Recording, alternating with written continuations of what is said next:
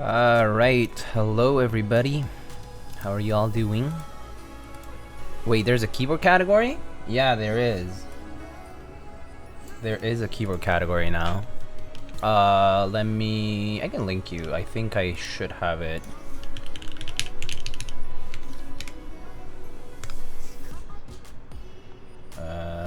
Where is it?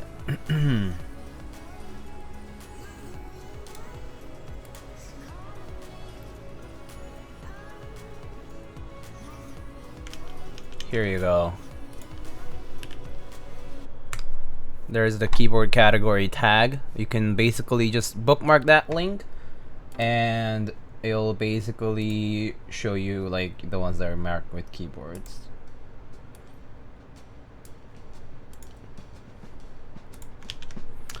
There's also, I mean, if you want to take a look at let me see how it came to be. It was because there was like a Twitch ticket sort of thing for it. Oh yeah, here it is. Found it.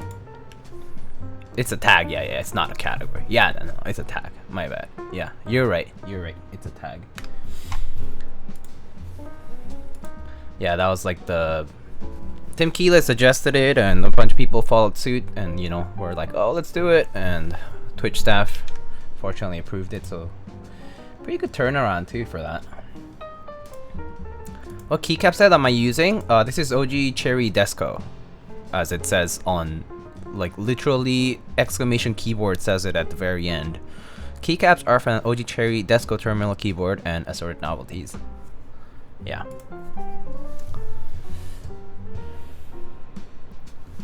Usually I write it in, so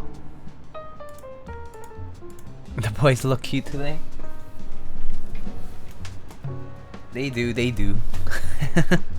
Anyway, how are y'all doing? Let's see who's here. Hello, Odien, hello, Drua, Salty Nutted, Ryotaro, hello, Peaches, good day to you as well. And Brandon, hello, Type Clacky. Steam is down, huh? Pork, Poner, One Drunk Man. Oh, Ops Midge, hello. Grandpa Flyboy, hi. Joe, hello. Nalio, Wasa, hello. Toki, what's up, buddy? Good to see y'all.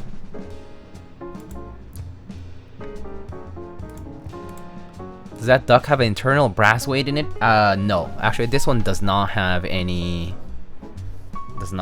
weights or anything like that. So if I unplug it, it's just there and nothing on the inside.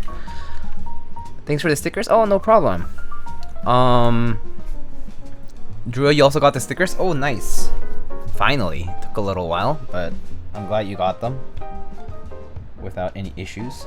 I mean, I've had pretty good luck with those, even international. Like, I sent them out to like the other side of the world and they seem to be doing all right. So pretty happy about the successful shipping. I mean, not shipping, but it's just mail. It's just envelope mail. Nice candy corn. Where's mine? Wow.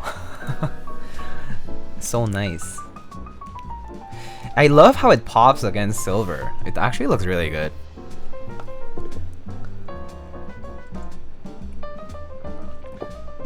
Hi, is this the proper stream for lightning RNG? Are we 10 pulls? Yeah, no more RNG for me. Enough RNG for today.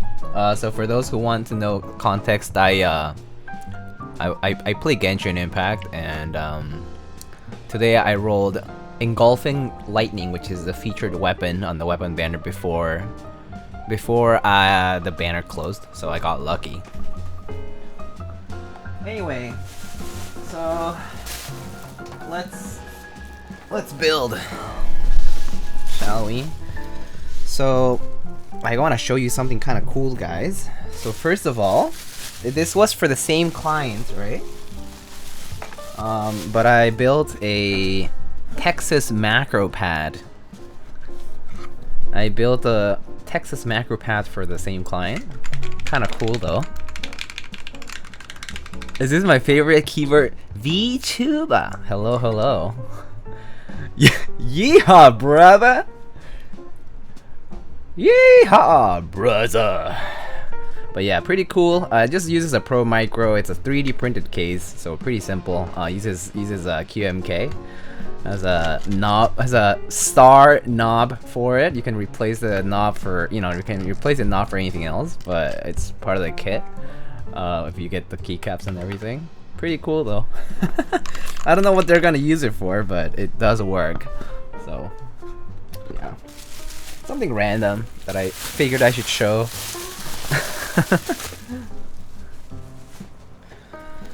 And then this is the board that we're building today. Living in Texas, I want that. Oh yeah, so I believe this is from what are they called? I don't know. Is it Shrimp KB? No, I don't know. I don't know what this is. This is the person with this logo. I'm pretty sure you can look it up. Texas Macro Pad Keyboards or something. Yeehaw, a Texas Macro Pad. Oh, perfect. It's right on Reddit. This is from... It looks like squashkb.com. So this macro pad is from squashkb.com. This is a squash? Wait, how is this a squash? This looks like a shrimp or something. This is not a squash. Squashes are not like... This is not even yellow. This is orange. Anyway, this is not a squash.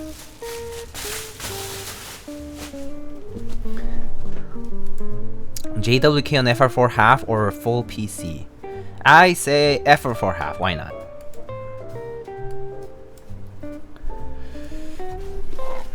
Futurebound, hello.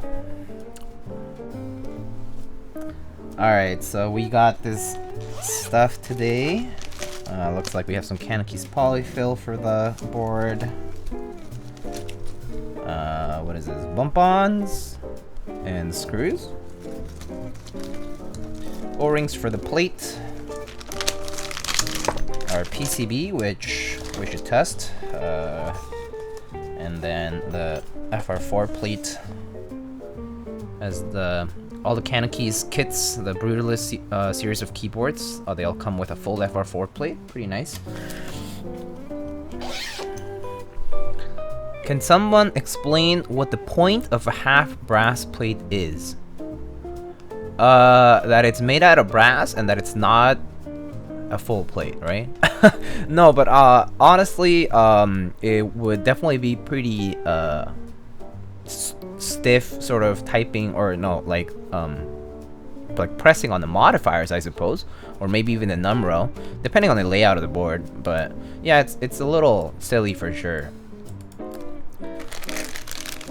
Silly enough, and yet I remember I think I ordered my Xeno with the half brass because I was like, I don't want the full brass anyway. So anyway. Oh, it was because, oh, that's right. It was because when you had to order an extra PCB, it was bundled with a plate, which was a big scam. So we have some Equal Z C3 stabs, I believe. These are the Dark Magic Girl themed stabs. Screw-in stabs. And then... Oh, I got that, but I didn't understand why you would get that over Alu. Oh, I don't know, man. Preference, I guess. Like, and then these are the SP Star Dark Magic Girl switches. Pretty nice. I think the Key Company sells these. They're full nylon, I think, switches from SP Star. Yeah, they're very smooth. These are tactile switches. And I lubed these with Tribosys 3204. The housing seemed pretty tight, so I did not use switch films, and also because there were no switch films with the package specifically. But I think the housing's pretty tight already, so I don't think they needed the switch films. Alright, let's check out the board. And the vendor didn't want to do another material. Oh, okay. Well, now I know the real reason. They didn't want to do anything other than brass, which is a shame. You're already cutting alu for the cases, so why not do alu plates?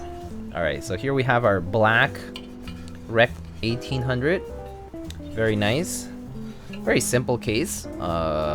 Nice black case. Honestly, very clean. Perfect for an office environment, I think. The look is just clean. Like it's just pretty nice, I think. Two-piece case, just held by these screws. Rather large cutout here for the port, but still, I guess, simple cutout. And just a CannonKeys logo on the back. There are bump-on slots for it as well, and that's about it.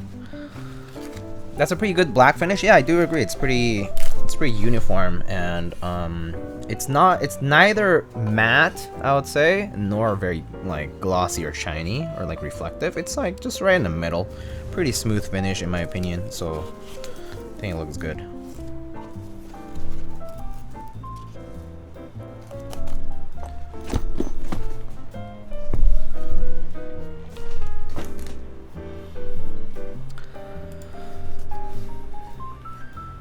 So, let's see, stabs here. Let's test the PCB really quick.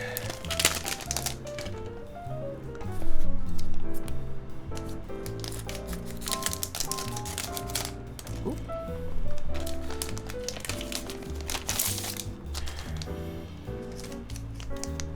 So I'm pretty sure the PCB is USB-C compatible.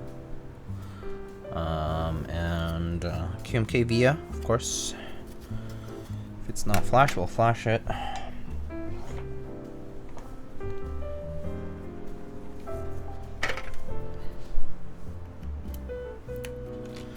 No LEDs on this, so no backlighting, or underglow rather. Now I want an 1800 for my work. It's pretty handy, I think, because of like having the numpad is nice.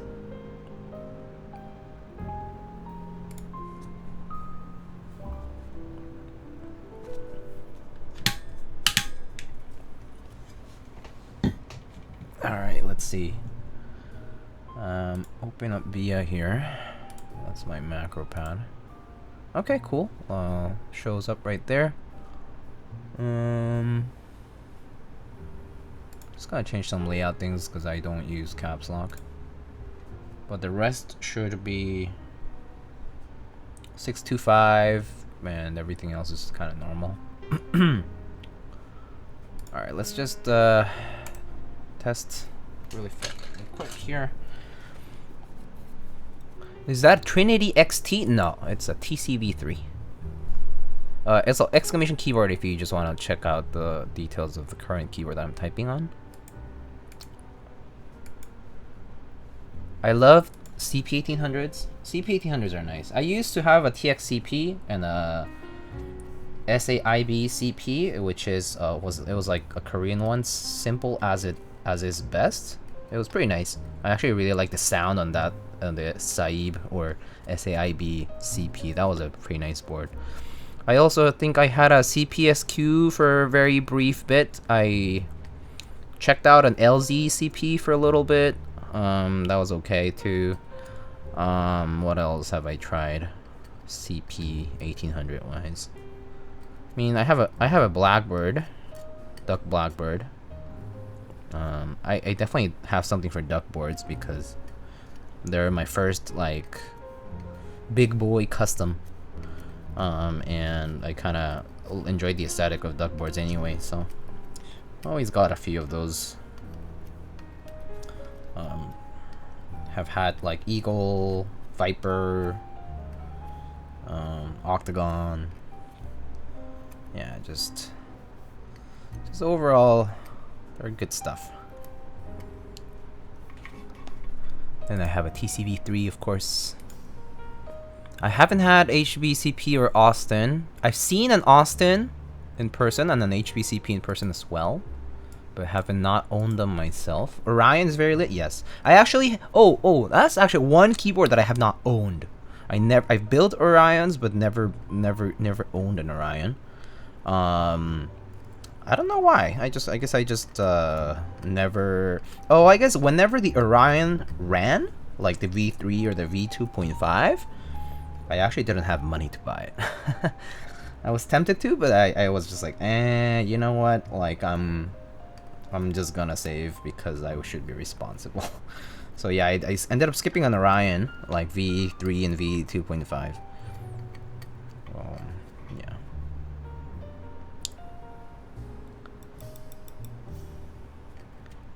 Candy corn, yeah, it's also like the season, very soon. Definitely one of my favorite holidays. As far as like during the year, like Halloween, Christmas, I think they're probably like the more fun ones. And then obviously there's like 420, which is a lit, no pun intended, artisan holiday. Hey Upas, what's up? Oh, 1 year. Thank you so much for the tier 1 sub and for the support for the past year. Alright, we're good on the PCV though. That's awesome. Alright.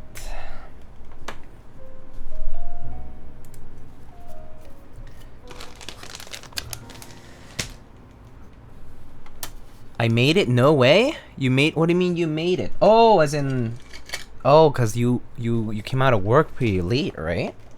Eric? I just started, so you're actually not even late. You're actually kind of early, I guess. Sorta. Alright, put the polyfilter aside. Switches here. Screws, bump-ons, O-rings. Check out this sick Texas macro pad that I built also for the client. I love it. You know what's funny? I'm not shipping it back to Texas. They must be from Texas or something. Or maybe it's a gift for someone from Texas. I don't know. I believe they're somewhere. But yeah, they have a Texas macro pad. Pretty cool. Maybe they're just big fans of, I don't know. Barbecue? Chimichangas and gringas, maybe? I don't know. Tex-Mex? I mean, there's a lot to be fond of in Texas, I suppose. Except the weather. The weather's brutal over there. Really brutal. No pun intended, because we're building a Brutalist series board. I'm gonna shut up. That was not fun. That was not funny at all.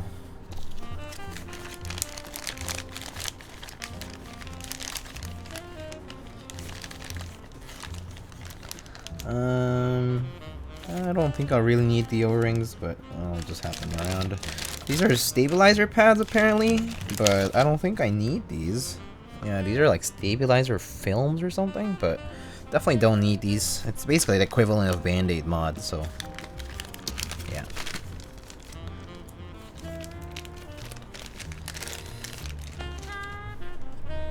Wait, we need a Michigan mitten macro pad? Oh boy. Only way to tell they're from Texas how often they say howdy?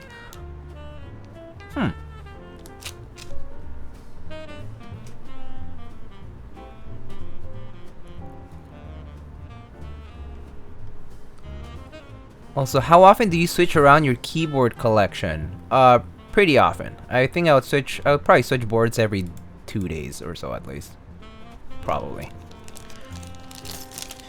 Actually, let me double check what layout they wanted on this. Just don't want to get it wrong. Let's see. DM them. Well, yeah. What was there a cut up in the stab pad? I assume. Oh, maybe that's so that it's not like Band-Aid mod. I guess the way they have it is so that the pad acts as the spacer. So, and then these little other pads that they have, these extra pads, are the ones that act like similar to Band-Aid mod, I think.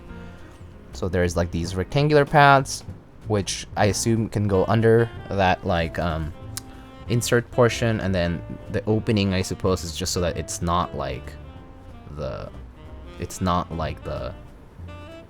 Band-Aid mod, but it does act as a spacer, so could be useful, I guess, if you feel like your stabs are sort of loose on the PCB.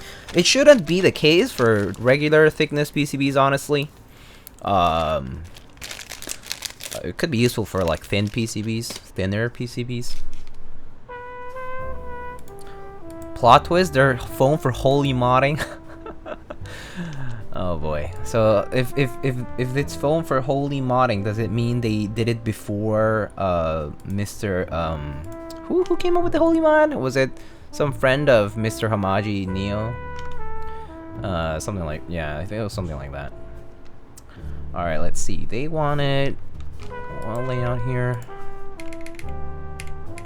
6.25U spacebar, default keys. Okay, I think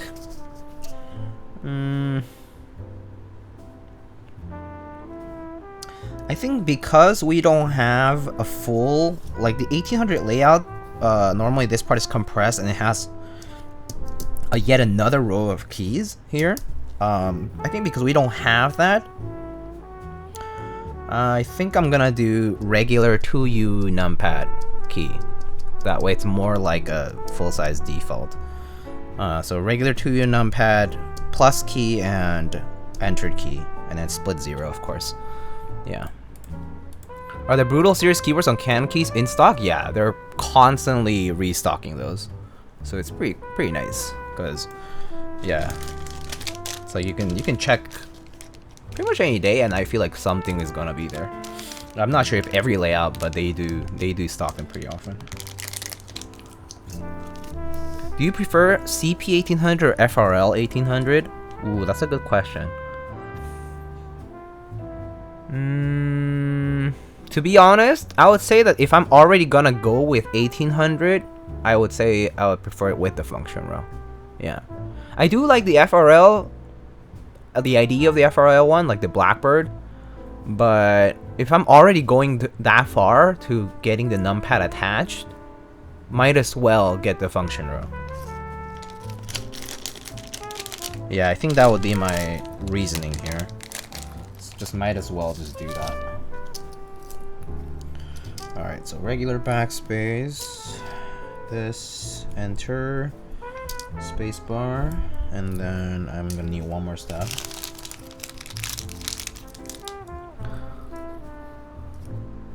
I got some gamer boys looking for a nice keyboard. Yeah, I would say that's a pretty good recommendation, man. Pretty solid. They have most layouts in some color or B stocks. A or B stock usually. The Rekt1800 is the one that seems to sell at A stock the fastest. Yeah, it's because the 1800 is the closest to full size, and the reality is that full size is what a lot of people want, like in general. I would say like TKLs and 60% are the ones next, or maybe 75% a lot of time people say, because they're like, oh, I want something more compressed for space saving, which makes sense. But I would say the 1800 is a pretty popular layout for most people coming into the hobby, or just people who want to have like a work keyboard or something like with the numpad on. Yeah, I would say that's pretty much what usually happens.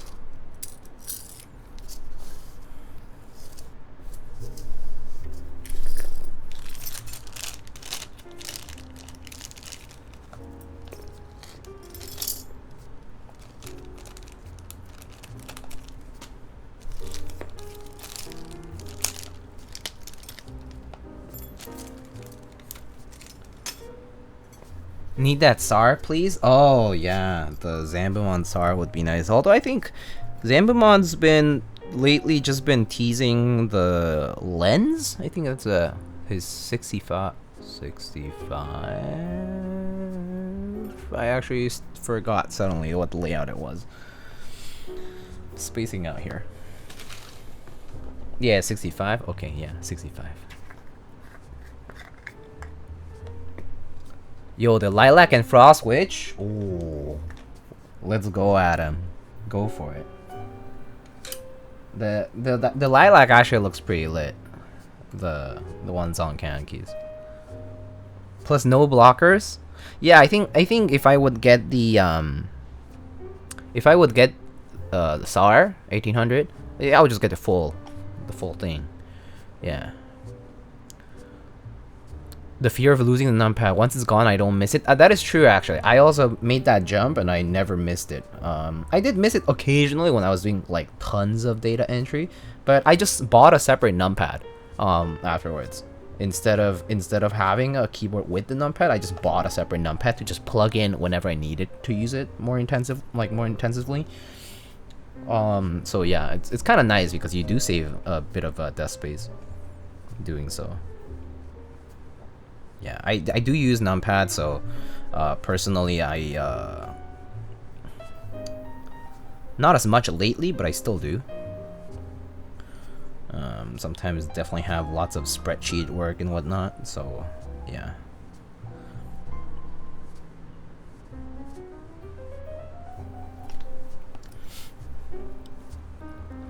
Sorry, it's forced hot swap. I think it's fixed layout too, so I think that's why it's forced hot swap. TBH, I'm not against it if it's gonna be a fixed layout anyway. Like, if it's a fixed layout and it's a layout that I don't mind using, then yeah, it's fine. I hope it's step caps lock though. I hope it's step caps lock, full backspace ANSI, and split plus key.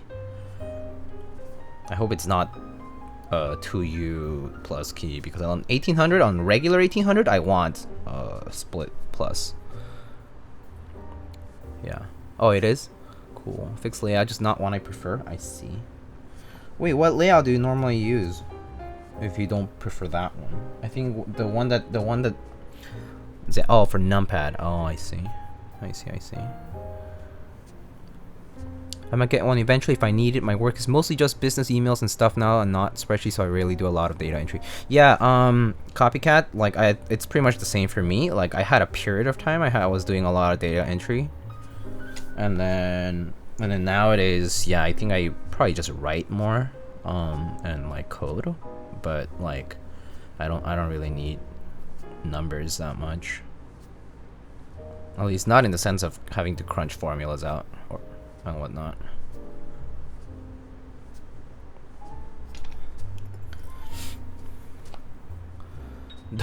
¿Dónde está la biblioteca? ¿Dónde está la biblioteca? Gotta say it like that, right?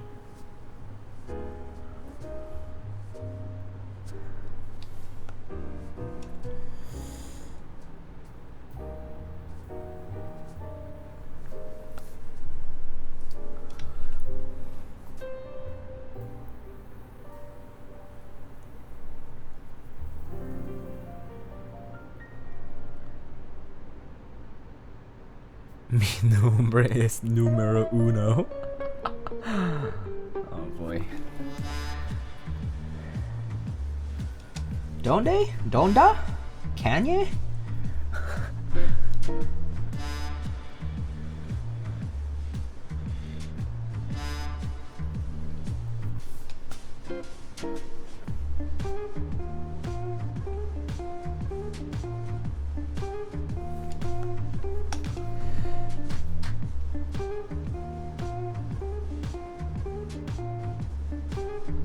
Anyway, how are y'all's weeks going so far? I got confused because I was talking to someone who is in Asia and they were like, oh, it's Wednesday. I'm like, wait a second, already? But no, it's only Tuesday. Today was a long day for me, not gonna lie. Had a presentation to give early this morning, so I stayed up. I stayed up late because I had to finish that up, and then obviously got distracted in between too, but mostly just had things to revise. So yeah, and got up, went for breakfast, coffee, had my meeting, did my presentation. That was long, and then had some classes. And then had to do some work. And then I need to take a break after that. Need to take a break. Is the macropad personal? No. Donde Esther La Bible Oteca. Oh my goodness. Got home from work, just want to drop that on my bed. Sounds like a weekday for sure. Like when I'm out and about a lot, it's like, yeah, I just want to plop and sleep. But I actually don't fall asleep easily, so I normally just stay up until I'm kind of tired, which is around like midnight-ish, and then try to go to bed. But yeah. Running out of food options? I don't know what to eat these days. I had a torta earlier for lunch and cubano for dinner. Wait. Eric, you don't cook, right? Is that why you're running out of food options? You don't cook, right? I feel like if you don't cook and you're limited to the options you have available near you, then yeah. I mean, sandwiches are easy, but I don't know what's available near you, dude, but I don't know. I like rice bowls and that kind of stuff, noodles. If I had to buy out a burger every so often. What stabs are those? These are C3 Dark Magic Girl themed ones, I think. Do you feel like the hype around gas command boards is dying down? People are starting to appreciate top mounts are good too? I think people always appreciate that top mounts were good. I think it's more so that it was eclipsed by the number of people clamoring over quote-unquote gasket mount, but top mount has always been there. There's always been people who were like, it's good, and I would say it's more so that you've been around for a while.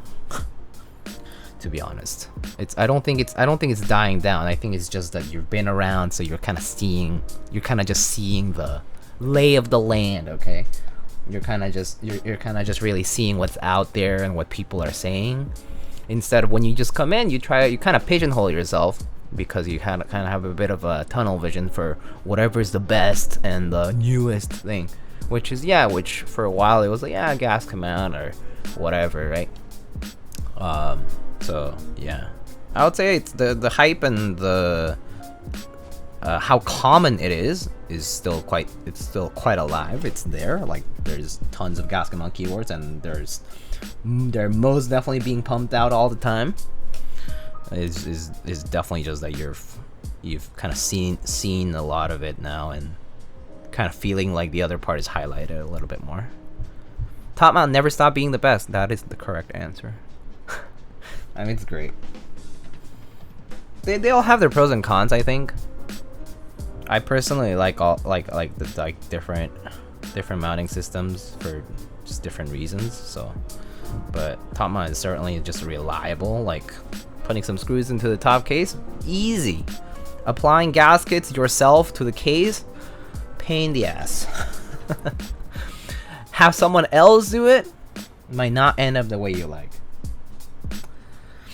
You feel? Poron's still king? Poron's good. Wait, leaf spring gasket mount isn't the definitive best mount? My last favorite streamer said it was the best mount, so it has to be the best.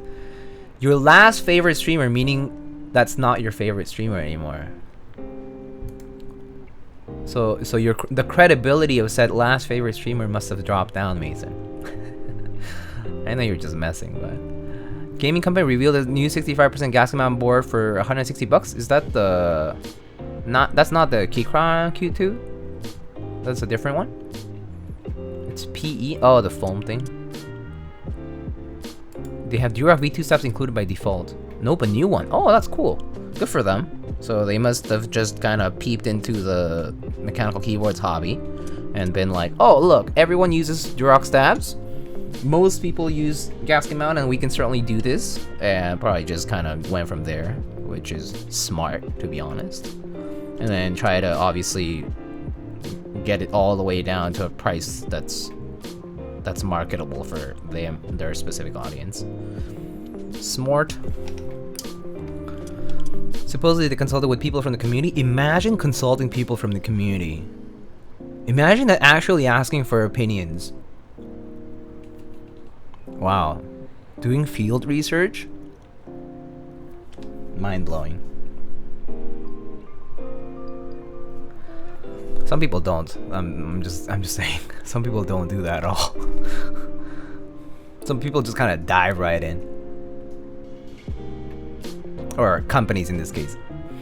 Speaking of gasket mounts, says Type Clacky, I've been underwhelmed with my first experience with them. Makes me a bit worried that my incoming Ion Zenith may give me the same impression. You probably will. It's possible, yeah. I think that you get exposed to something and you get an impression for it, and I think first impressions are definitely very hard to change.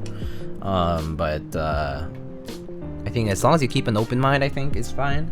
Or maybe you're willing to experiment a little bit. I think that might help a lot. Happy Tuesday, Mr. Koopa, hello. Mark C, hello, hello. The first and last gasket mount board I had was the Vega. Huh.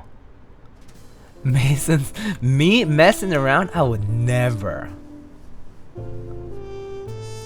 Couldn't be glorious? Imagine. Yeah. That's a cool macro column. Glorious consoles the community's pockets. As in like their wallets. I guess so. Clearly people will buy whatever is marketed. Yeah, I mean, so the way marketing works, a lot of it nowadays, especially in social media and especially among a younger audience, right? So if you kind of look a little bit into how SEO works and how like social media currently works, the reality of any kind of content creation and marketing is that people have like attention spans of a peanut, okay? So you really gotta slap it right in front of them all the time and put buzzwords and all that kind of stuff, right? Gotta make it ring like an echo. Constantly. So when that happens in all kind of media exposure you have around you, it's bound to get drilled into your head somehow. It sticks. But I think that's how marketing works nowadays, for the most part. It's very big on this sort of like echoing, sort of like buzzwords and a lot of in-your-face kind of stuff. Very direct, actually. A lot of it kind of like, there's also like a lot of like, maybe if you have an ad, it's kind of like, maybe if it's like acted out, it's like kind of like, normally it's like kind of like breaking the fourth wall kind of thing. Like it's kind of like very direct, addressed to you, and like trying to be like all personable and stuff, to make it feel like you can relate with it. Like, oh, frustrated with this? Why don't you try this? And it's obviously like a 30 or 40 second ad, which tends to be pretty short. Oh, Odin Gaming Co. I think I've seen them before, yeah. I wish to own a board with a macro column one day. I missed out on Jubian and Noxer 378. I see. Why do research when you can just slap more marketing points onto a product? How many logos can you put in a keyboard? Or in your box packaging? I know a few prime examples of products with a lot of branding. Zoomers killed keyboards? I mean, it's just gone bigger, yeah. I've been liking stiff plates lately. Yeah, taste change, Type Clacky. Keywords to sell any keyboard. Leaf spring, gasket mount, P foam, stock. And boom, 600 USD. First come, first serve. That's right. Mr. Poner and I were talking about this earlier today. Not specifically keywords to sell, but just about like specific buzzwords and like interest checks, or like people selling specific boards, or like a specific audience. It's just kind of funny though. It's just kind of funny how that works out as a pattern. There definitely is a pattern as to how people are selling their stuff. Why is there not a Holy Clackers command? Probably because I forgot. Do you want me to put it in? I can do it. If you link me the video, I'll just put it as a React command sort of thing. Vintage blacks versus Gadding blacks. Joe, Gaddings probably more reliable as far as like out of the box. They're smooth and you don't risk getting a bad batch as much as vintage blacks. I think vintage blacks, the issue with them is that you always they can be shit, honestly, because you're getting these from old boards, and they can have, you know, they can be pretty grimy and all that kind of stuff. So if you can make sure that your batch of MX blacks is good, then go with the MX blacks, because why not? But if you just want something that's easy to use right out of the box, I think Gadding blacks are super smooth, and you know, you can just get right from the storefront. Have you watched Squid Games yet? No, I have not. I have a friend who was talking about it, but I have not watched Squid Games. It's on Netflix, I think, right? That's what I heard, I think.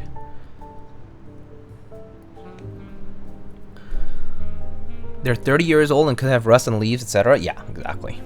Pretty much exactly that. So actually, to comment on that, I actually one time traded for a batch of Nixdorf switches. Nixies, right? You guys know about them. There were like those overpriced Mimi sort of MX blacks, right?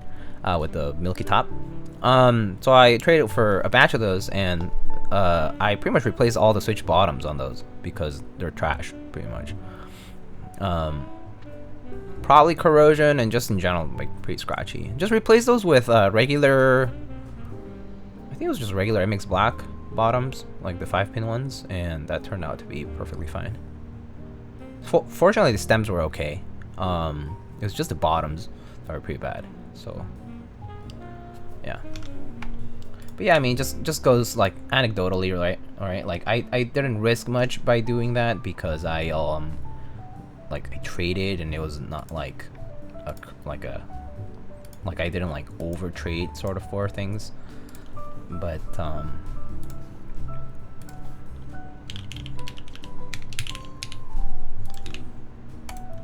it can happen where you think, oh yeah, gotta get my Hirose or Nixies. You get them and you're sorely disappointed because they turned out to be old and dirty. Happens all the time. Still breaking my Vint black switches from 1989. Huh. I feel like I personally don't even care about the year.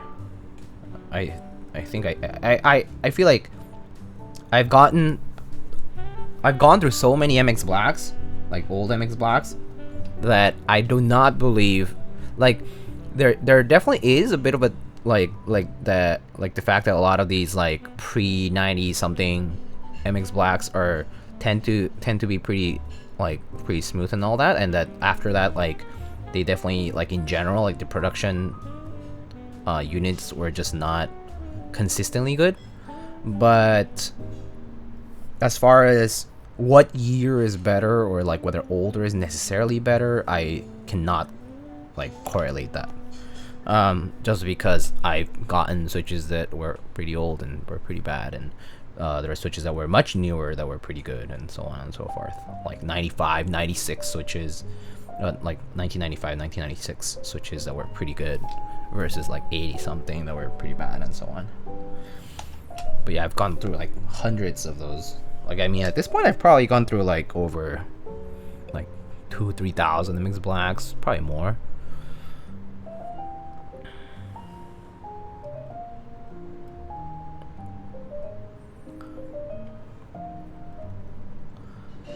Heroes are memes.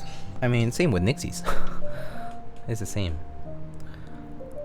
Someone posted up on RMM buying Nixies for $11 a switch. If I hodl my stock for a few more years, I'm sure I'll be set for a down payment on a house. Oh my goodness, that's actually insane. $11 for a switch.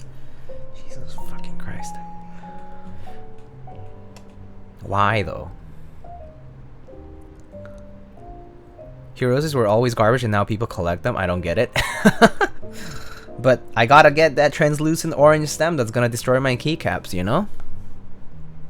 Or that I have to do like an extra 2 hours of work just to even make them usable with any keycaps that are not from the terminal, like where they come from. Yeah, Hiroses are truly a lot of work. Yeah. But people get really excited about that limited nature of things, you know? If it's limited, it's good. Makes me feel powerful. Makes me feel like I have gained status in society. You feel? So gotta have it. I get it though. It's just, if you have any Nixie White, same dude was offering 250 for it. Okay, so I believe, my friends, it is time to bleach my Nixies. Sell them for 250 a pop.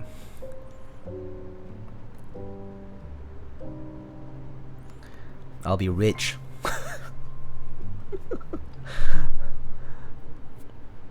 Oh, but gotta do it in batches of like 5. Gotta do it in batches of 5. You know, it's like, oh, secret old stock I found at a banker's storage room. Nixdorf White somehow had a drawer with 5 switches. One to sell, $300 per switch. Shipping not included. Oh, and you pay PayPal fees, by the way. Actually, that's against MM rules, so probably not. But I mean, what people kind of get excited about is very interesting, though. I think the psychology of collecting is like one of the most fascinating things. I personally collect because because I just think it's cool, I guess.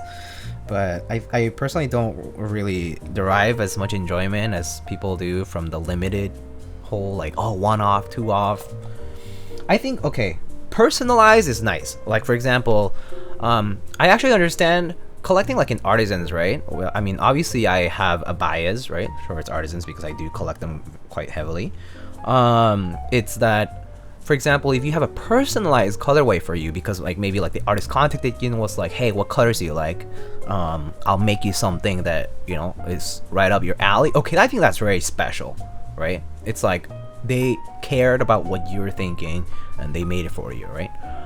Or like a theme that you like or something like that. I think that's cool, and it's a one-off, right? So it's limited in that sense. Or even if it's not limited, even if they were like, hey, I was planning to make a, you know, big sale of a colorway, but I would like you to give me a suggestion, and I'll take it and run with it. But it's your suggestion, so they're valuing your opinion, right? I think that kind of stuff is really awesome. I think it feels really special. There's like this relationship between you and an artist, or like you and a particular creator. It's the same like with when people like kind of name things after somebody else, or even just kind of like take input from someone who could just be simply a customer or simply just an end user, and they take their input and run with things. I think that's pretty special. I think that is a great feeling.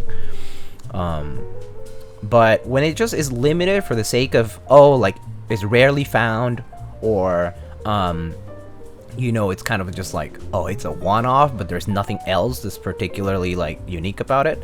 I personally feel like it's whatever. Yeah. I'm paying transfer only. I'm glad I don't have to ban you off RMM. Good for remembering including fees in the price. XD. Someone was saying durability on Milmax sockets 100 per socket. Milmax says 1,000. Lots of misinformation. Oh yeah, lots of misinformation for sure. And I'm sure that these ratings, for example, like, you know, like on the data sheets, are also, they're just guesstimates. Like, it's also like, you don't know what the conditions of the way that they're doing the insertion cycles was. I mean, technically, I think the micro USB and mini USB is like, I don't even know. I think mini USB is like several hundred or several thousand cycles? I don't even know. I need to look at a data sheet for that. But we have devices that have been around for, I don't even know how many years now, like decades, and with those ports with limited insertion cycles, they seem to work, even if they've gone through the you know, through the gutter. So I don't touch Mil-Max, I just solder switches into PCB. Do you like Mil-Max? I think Mil-Max is tedious.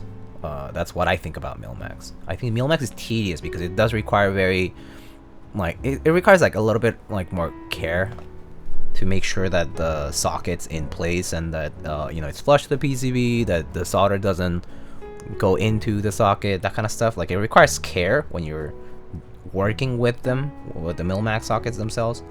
I think that's the main thing. It's just tedium.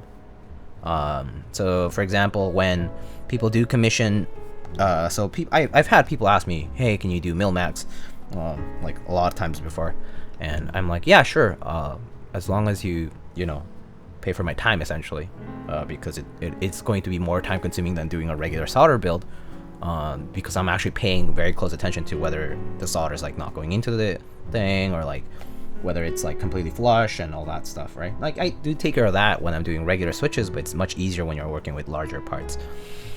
Mil-Max sockets, you put them into the little, like, you know, these PCB holes, right? And then you like, maybe you like accidentally tap your desk like this, thing flies out, gone forever. If you have carpet, good luck. If you have carpet, good luck. You'll never find that socket ever again. Best have some spares, because they're so small and super light. Yeah. I got a big batch of really bad vintage blinds that are super scratchy. Thus, getting some PE would help, or it's not worth spending more time on it. Jackie's boards, you could replace. You should maybe try and see what is the culprit of the scratchiness. There's many different reasons why it could be scratchy. Maybe it's the bottom housing, maybe it's the stem, maybe it's something else, or maybe it's the tight fit or something. I don't know, right? Why don't you just grab a couple switches from somewhere else, right? Some other switches that you have, and just swap parts out and see what makes a difference. And once you find the culprit of the scratchiness, then you can decide whether you wanna, if it stems, then you can just go and buy some of those like PE stems or whatever that they sell out there, right? Or if it's switch bottoms, maybe you have a spare, you know, like cherry bottoms or something like that you can try out. I've seen people do like, people do like what, JWK and like bottoms with like cherry tops and like all these things, right? So Franken-switch stuff is interesting, but if it's also a way for you to just, yeah, kind of like salvage some of those parts, could be worthwhile. My brain has limited insertion cycles for mod pie. Drives me crazy that the switches aren't seated properly. Oh, I see, because they're not seated all the way down to the PCB. Although the distance remains,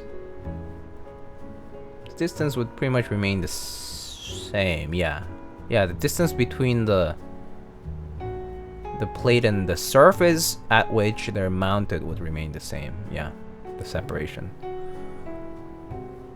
Once you hit a point where you find what switches you like, there's no reasons to solder Mil-Max over soldering the switch. Okay, yeah, fair enough. And also, I guess if you do have like a desoldering gun or something, it's not as hard to desolder. It is a bit more time maybe, versus just extracting switches with a switch puller. Yeah, I think people just have their own preferences with regards to hot swap, right? Like whether the time that you spend doing it is worth it. Yeah, I think people just have a different perspective on that for sure. Time is money. Oh yeah, no reason why you should ever if you're a service provider out there, please don't do work for free. Please, like, you deserve more. I get it, internships and all that. If you're especially like, I know there's students, possibly students in chat, or people who are still students. And are looking for opportunities and whatnot. Free internships, like interning for free. Limit yourself to what advances maybe your career a bit, but don't sell yourself short. And yeah, just make sure you're not unhappy because you're not compensated for it. Happens though. I certainly did a lot of work when I was in school. Well, like, back in university. Should I buy Boneyard for my Silver Salvation? Boneyard, I know it looks good on black. Silver would probably look good too, actually. Boneyard is a pretty flexible kind of colorway, because the alphas, the legends on GMK Boneyard are not white. It's like this. It's like an ivory color. So there's a little bit of a warmer tone to GMK Boneyard that I think is very nice. That goes well with like lighter toned cases as well. Whereas like stark contrast between like white and pure gray can be better suited for like cool gray cases or something like that.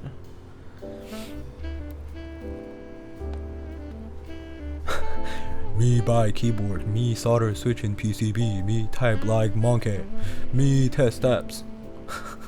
I didn't install the switches sockets properly because my switches have a little bit of an angle. Yeah, probably might wanna heat up your solder joint and try pushing it. Generic JWK linear bottom, cherry top, and Foley clacker stem with a 69 stage spring is the biggest, hardest, thickest stockerino I've ever touched. Best switch created. This guy.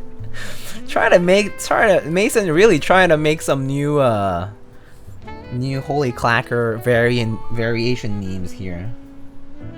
Thickest stockerino.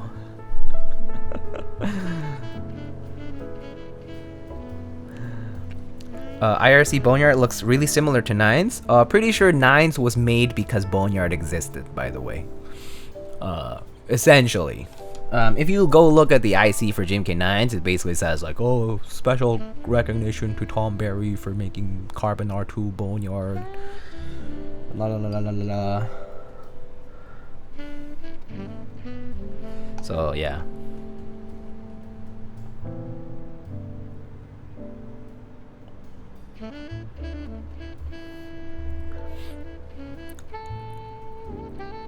Most of my switches are not completely seated into a PCB, but as long as the switch is registered, I don't give a damn. Oh, I'm not like that at all. If I see a switch that's crooked or like an odd gap between keycaps because of the seating, it really bugs me after a while.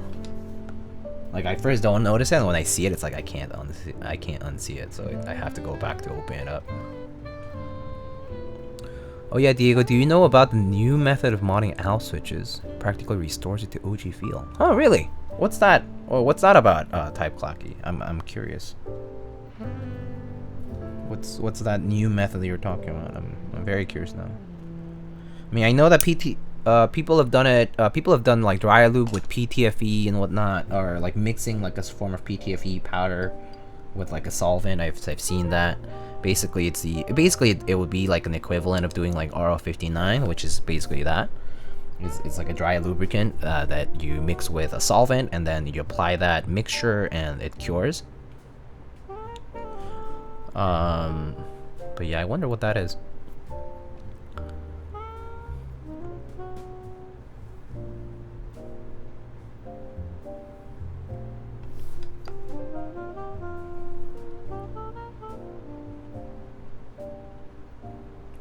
So yeah, actually, sometimes also so I, like client boards, right? I get a lot of client boards, and I also often purposefully keep the board with me for a little while. Not just because I want to use it, but more importantly because as I use it, I also start noticing things that I didn't on the day of the build stream or on the day of the build. Sometimes it's off stream too. I do a lot of off stream work.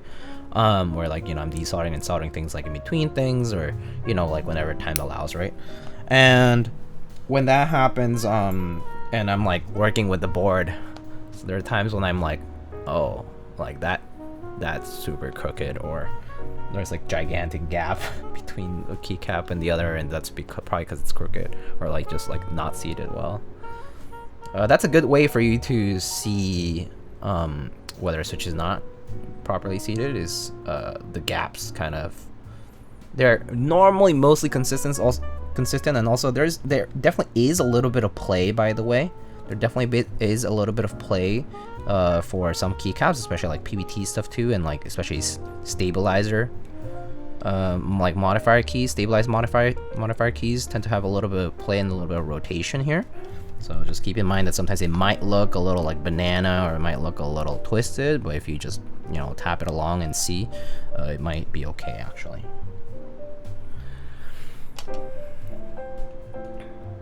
This isn't, wait, hold up. This isn't a joke or anything. It uses no lube, it uses paraffin wax. So you're basically applying a layer of it. The method of application lasts a long while. Interesting. Aren't your builds always perfect the first run? I mean, they're like, I would say it's like mostly good, and then there's like teeny tiny details that you might not see. Actually, I would say that they're probably, like, if I were to somehow track down all the people I've built boards for, or like all those boards that I've built, I'm sure that I could track down mistakes here and there, and like people would probably be like, oh yeah, this guy kind of sucked at doing this, but I didn't notice for like all the time I was using it. Surely I could probably find mistakes here and there. There's a video on it, someone I work with on the method made it. You want me to link it or PM? Feel free to link it in chat if it's just a video. I mean, as long as it's not like, you know, sus. It's fine. Malicious. It's fine, you can just link it in chat though. Sounds interesting. Paraffin wax? So it still is a form of basically layering something, that layering in the original surface to cover the blemishes and to replicate what the original surface is like. Quite similar to dry lube, right? Dry lube instead is just a coating that cures on top of the plastic surface, and basically just feels smooth because you've covered all that in several layers of that particular lubricant.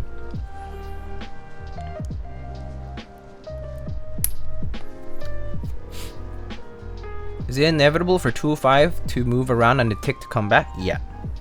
This applies to pretty much any lube, by the way. Just saying. Dielectric grease, XHT BDZ, 205, it's all the same. It'll eventually come back. Yeah. Unfortunately, that's the reality. Stabs are not perfect. The question is, how long will it take, or what you need to do for it to happen? But I stick with 205 for 3 reasons. Number 1 practical reason is because I do have a lot of 205. Number 2 is that 205 is easier for me to apply and work with. I personally find easier I personally find it easier to work with a brush and 205 than compared to like XHT BDZ or dielectric grease or anything else that I've worked with before. So that's why I still use 205. Another reason, like if I'm using additional tools such as the syringe method, right, where you basically have some of the lubricant in a syringe, right, and you apply it through like to this blunt tip, right, from the back of the stabilizer, right. When you do that, it's easier to inject a fluid like 205, which is a pretty consistent fluid, into that, like in that particular area, over using something as viscous as the other greases that we know of. So there's like several reasons like that that I have to justify the use of 205 over other kinds right now. Like, and I've tried the other stuff. I've tried BDZ. I've tried putting the BDZ into a syringe. I've tried using a brush for the BDZ stuff. I've tried just dipping wires in it, or like even just like trying a very minimal application, a thicker application. It's all kind of the same. Eventually, the thing moves. Things shift around. It's pretty messy. For example, BDZ. But it's a nice lubricant for sure, though. Oh my god.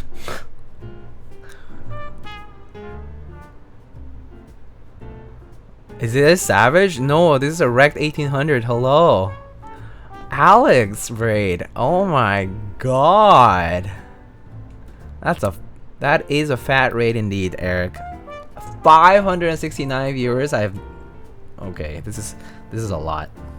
Hello everybody, thank you so much for coming by. Welcome Alex, how's your stream? What do you do today? What fun things do you do today, Mr. Alex? Oh, you missed the conversation? And so in my Discord we were talking the other day that I am extremely jealous of your headphones and your cool knife, the one with the blue handle that you put in your photos. It's so good.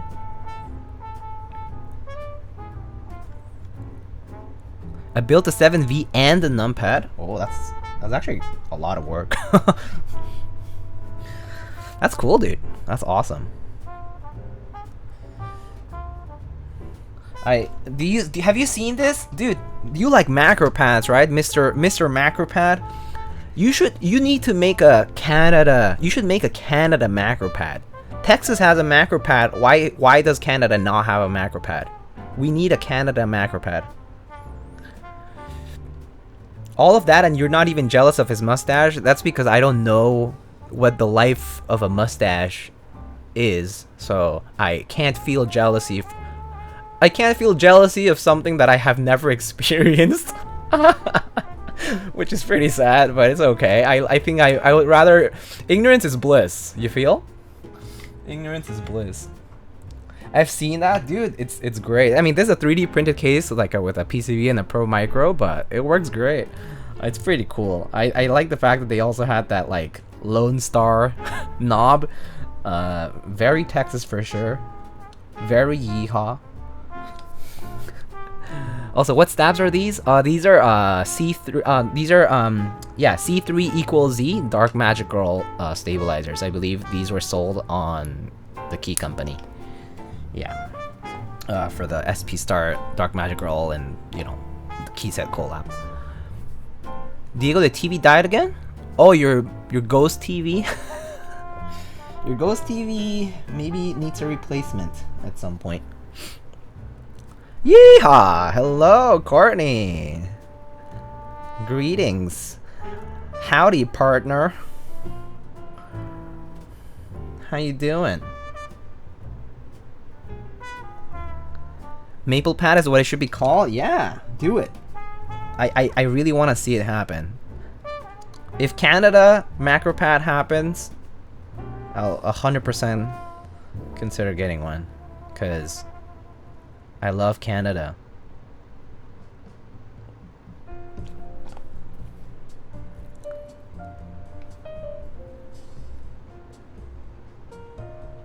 And howdy. I need to order the new TV again. Oh, rip. Oh, you had ordered one and then canceled. I see. Who's in chat tonight? Tyler Keyboard, hello. You're in chat. Your wonderful self is in chat tonight for the first time. So welcome. Super cool novelties on the left. Thank you, Bino. Yeah, some KBD Lab and Cherry novelties. Good old RGB mods. Pretty fun with all the colors, right? Something to spice up the retro beige look, because it's definitely I think goes nicely with the theme of this Desco set. TV's pranking you? Yeah.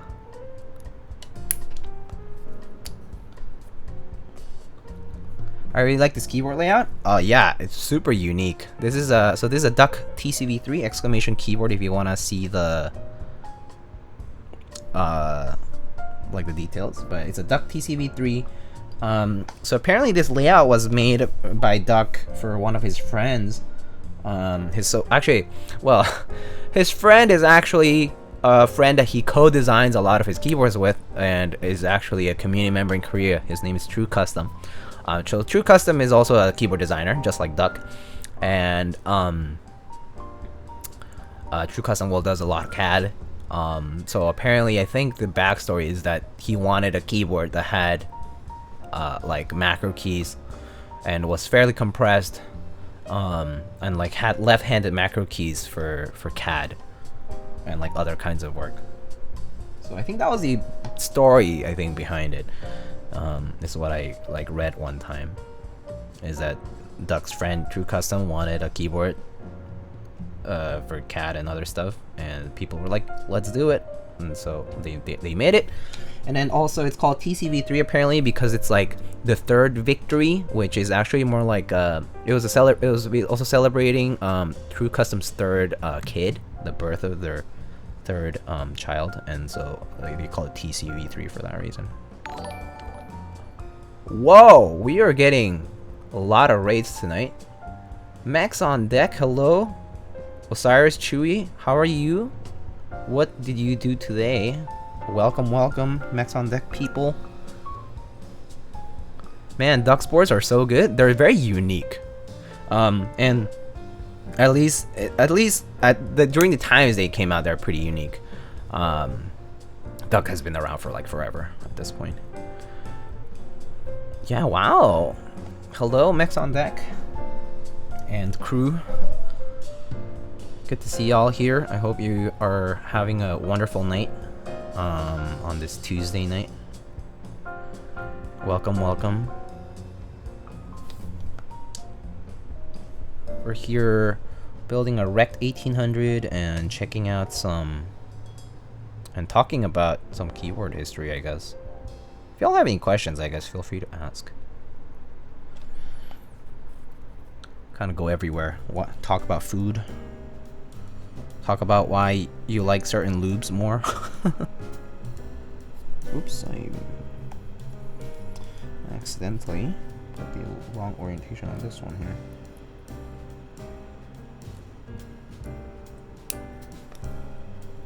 Pretty sure, yeah.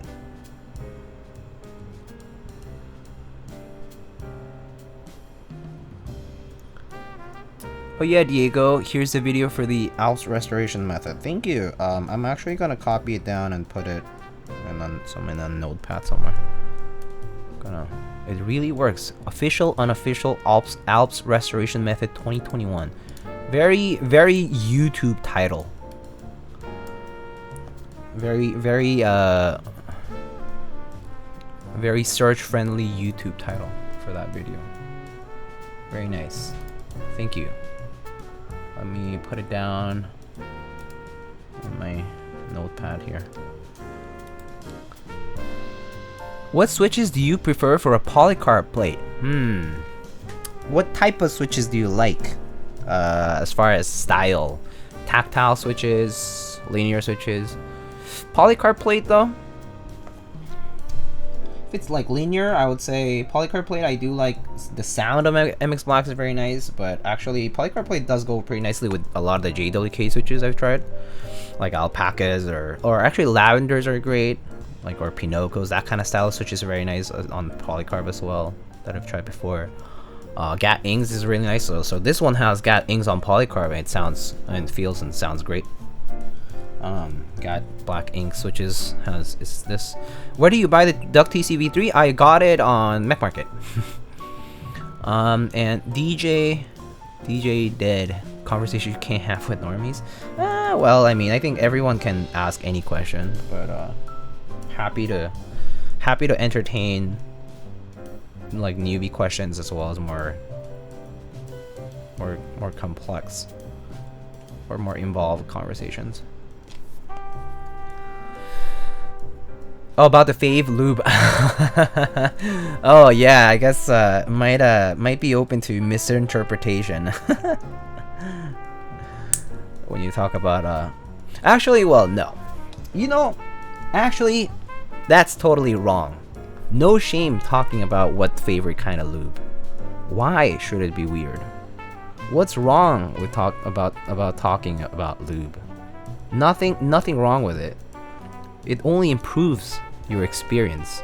It's the end users who benefit. No shame. Talk about lube for any kind of purpose. Squeaky wheels? Get some grease. Squeaky door? Get some grease. Get some lube. Other things squeaky? Get some lube. Some things tick? Get some lube.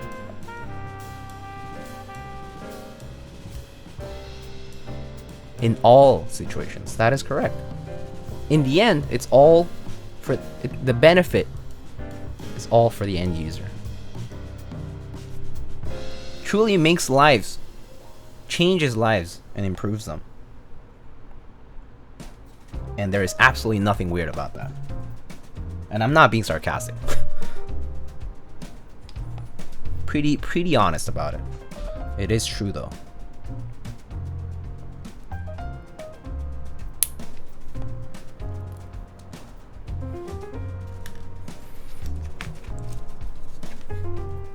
I lubed, it's almost Christmas, Diego. It is 3 months away from Christmas, but yes. Can I add 205 to my chair so it doesn't screech? I actually do think it would benefit from it, but 205 is so expensive that I would personally not suggest it for your chair, because your chair is rather large for that much. You have to use a lot of 205 for it, so you're gonna be spending like a fraction of the chair's cost. Like a large fraction of the chair's cost if you actually did that. I looped a squeaky baby stroller wheel with 25G0. No more squeaking. That's right. That's right. See? This is there's a lot of home improvement to be done. You know, just personal improvements. It's all for your own good. Super Lube actually, yeah, pretty nice. It's pretty cheap. It's also PTFE based, like Crytox. So for a long time well, actually a lot of people in the community still use Super Lube for switches and for stabilizers, depending on the viscosity and all that. I actually use Super Lube for lubing my stabs until I switched to 205. So that was like several years I used Super Lube for lubing stabilizers. Yeah, and it's pretty cheap. Like the little, like those like little couple milliliter little like they're like little straw looking thingies. Like those containers were like $1 each, not even, on Amazon. I think they were like, no, I think they were like 65 cents or 70 cents each. Super cheap. And lasted a decent bit, and like it was pretty good for like when before we had 205 grade 0. WD-40 never lose. WD-40 is actually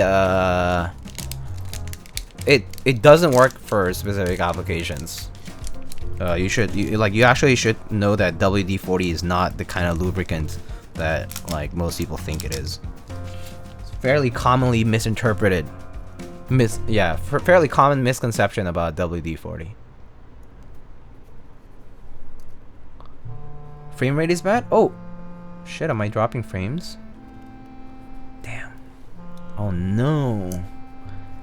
Spectrum is back? Spectrum is back? At it tonight?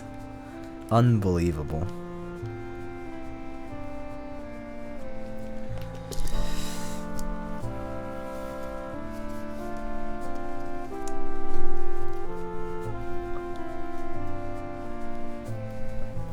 Damn, okay. So, the story behind the whole Spectrum thing is that I use Spectrum as a internet service provider here. And for a long time, my streams were riddled with internet issues. Riddled with them.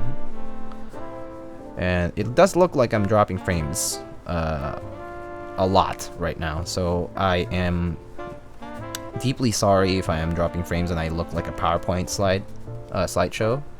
Do apologize for that.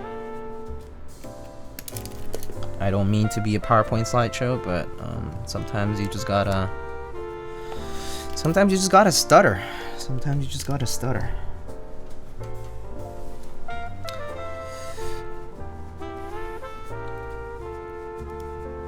And someone's eating up my bandwidth, so I can't see Diego's face in 1080.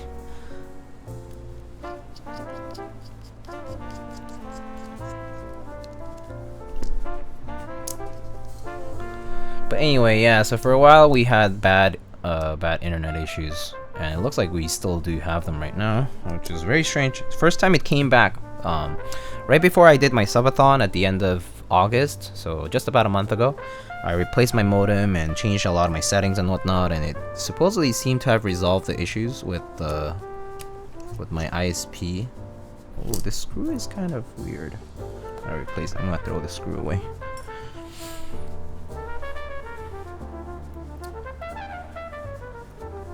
Not your fault? Yeah, for sure. I mean, I know it's not my fault. I just feel bad for viewers that you know, have to experience the stutter.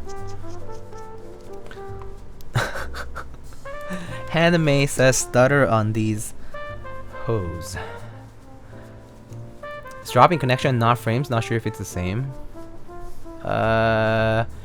It's basically, yeah, it's basically bandwidth. Where it's failing to render the packets to send to y'all. So yeah, it is a connection issue, I guess. Rather, yeah. 160p is reminding me of the good old days of YouTube. Damn. I apologize. Frame rate not looking good right now. Yeah, I'm seeing my bitrate drop like spiking up and down quite a lot, so I do thoroughly apologize for the unstable connection. It looks like it started about 15 minutes ago, and then it's been going on and off. It's okay, it's not like you're playing an FPS game. True. I mean, I can just tell you with audio, like as in just vocally, I can tell you all I'm doing right now is screwing in stabilizers. So nothing special. I'll let you know if I'm doing something cool. Screwing in stabs it's okay. Okay at best.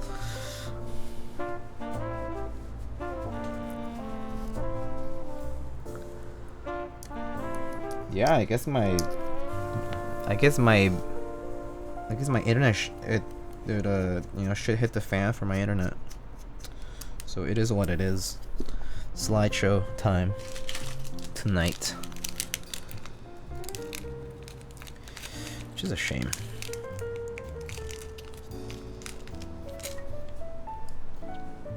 I just turned stream back on. Yeah, we're having some connection issues. That's about it though. I'm just screwing in stabs. That's all I'm doing.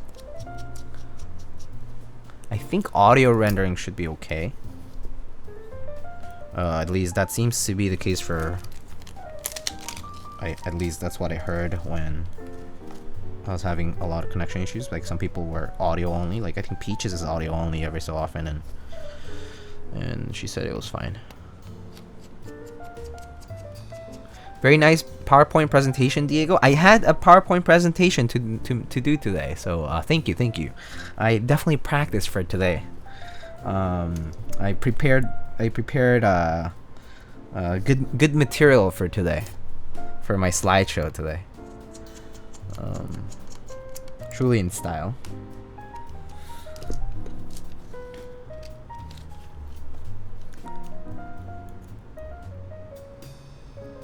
Oh yeah, my bitrate's going crazy right now. Guess it'll be like this for a little while, but it is true. One drunk man did mention earlier. At least it has not completely disconnected.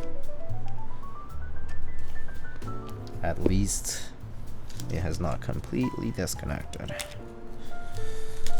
That is very nice. That's for sure.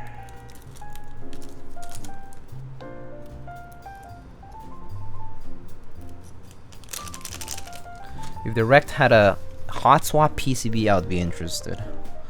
Definitely, yeah. Definitely a disadvantage for. I think the Brutal 60 has hot swap, but not the other keyboards just yet. Maybe CannonKeys will in the future. I assume if there's enough demand for it in the future, we'll see more hot swap available. Nice choppy too. Oh, okay.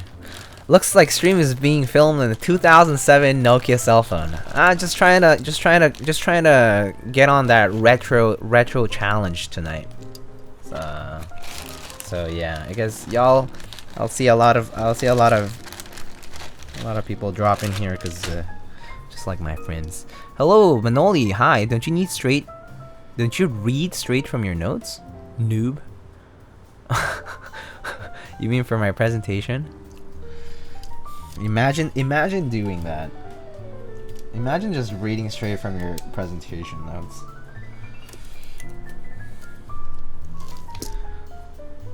I don't make scripts per se, but I do make like bullet points to follow.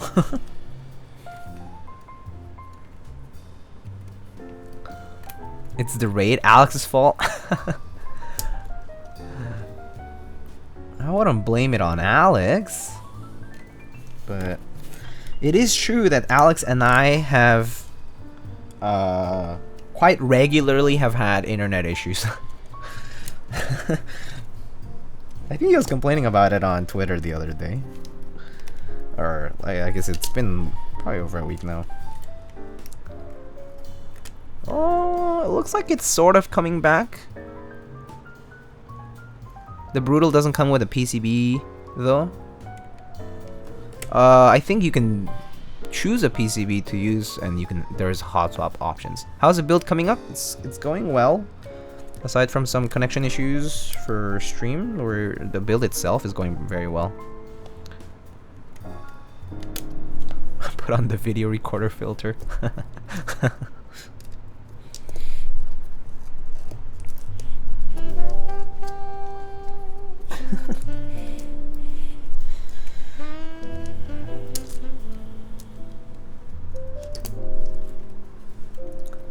It's better now. Yeah, I think it's coming back.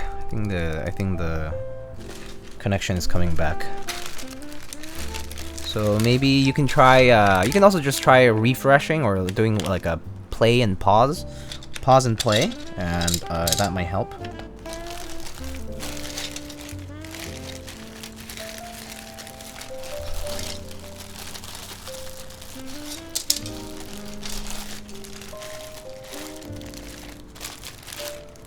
Okay, I need some.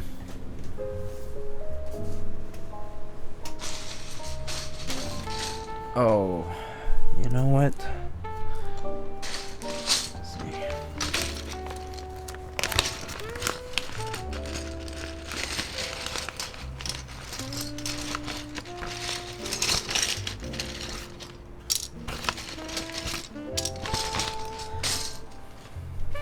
Good old times when you had to buy the cartulina.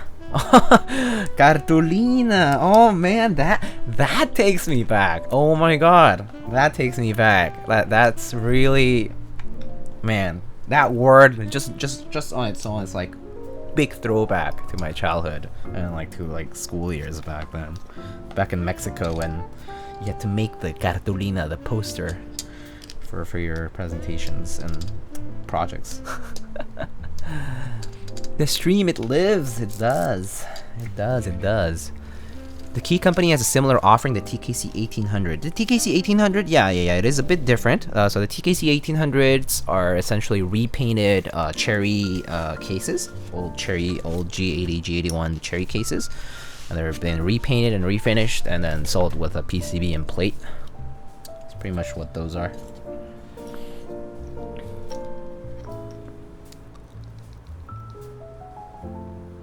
Pedal harder, everyone. Refreshing work wonders. Great. Awesome.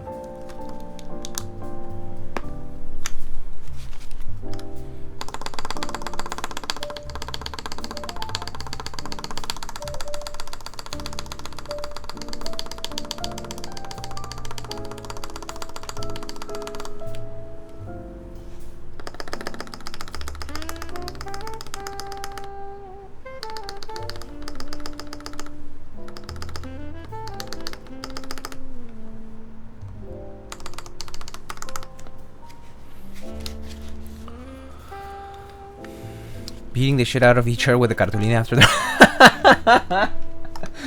Man, I guess everybody who grew up, you know, down in Latin America and had those things, we kind of all lived the same childhood, huh?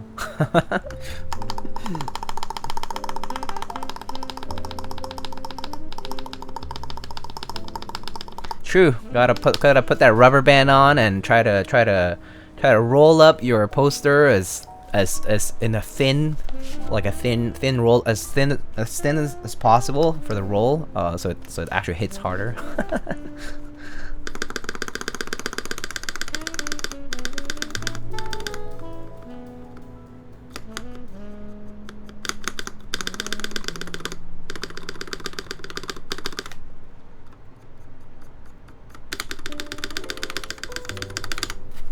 Okay, that sounds good.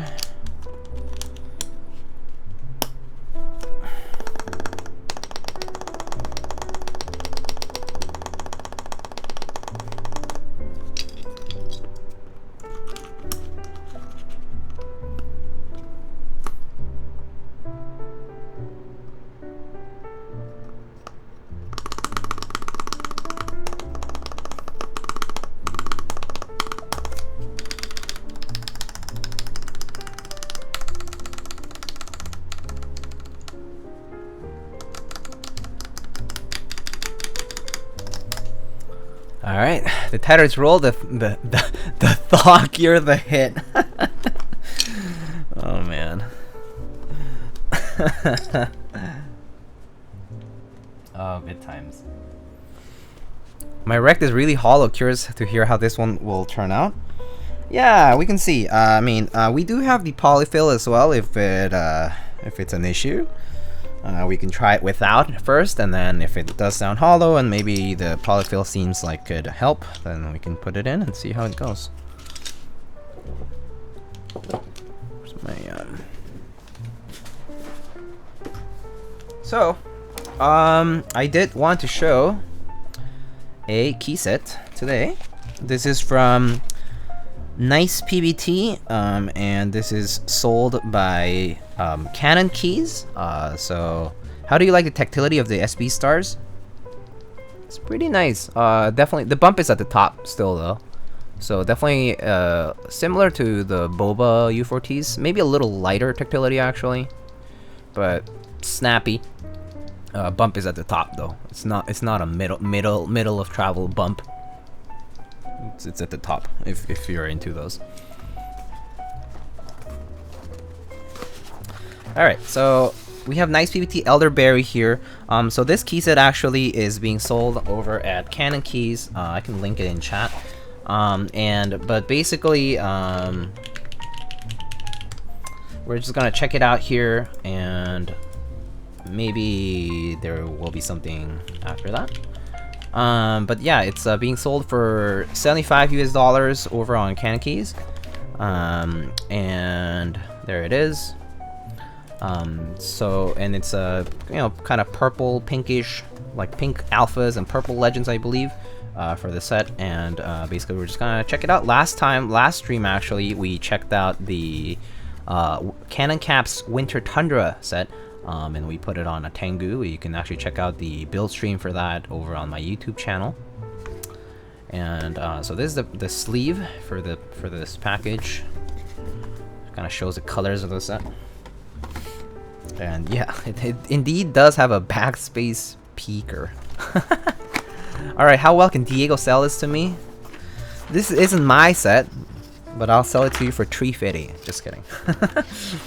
But actually, this set actually was sent to me by a client, so the client actually sent to me. But we also have a set that was sent from CannonKeys, which, well, it's the same set. It's the same exact key set. So I'm just showing this because I'm gonna put these caps on anyway. On this particular keyboard, I'm gonna put these caps on.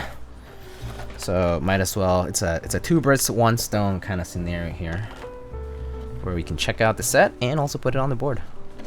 And leave the set on the board. This is what the set looks like. So, you know, of course it's going to be similar quality to the sugar plum caps that we've seen before. But it's a very light, bubbly sort of pink. Actually, it kind of looks white on the camera for some reason, but it looks a little more vivid pink in person. Are those trays as flimsy as the sugar plum ones? Yeah, they're the same. They're the same trays. Do you think Hallyu set is worth the pre-order price? I think it's worth a pre-order price if you don't want to go through the aftermarket. Because in the end, at the end of the day, if you want GMK Hallyu and you like the set, you have to purchase it aftermarket, or through the pre-order, right? But I feel like aftermarket's gonna be more costly. So, can you convince yourself that this set is something that you really want? Do you see the doll list? Yeah, of course I've seen the interest check for it. I wish this set had a 6U. Would be perfect for a board I have, but it only uses 6U. Oh. It does not have a 6U, huh? I guess it has a 6U, a 6.25U and a 7U. Anyway, so compatibility here, let's just go ahead and take a look at the compatibility. I'm definitely gonna spill this, I feel. So let's... Whoopsie, press the media key there.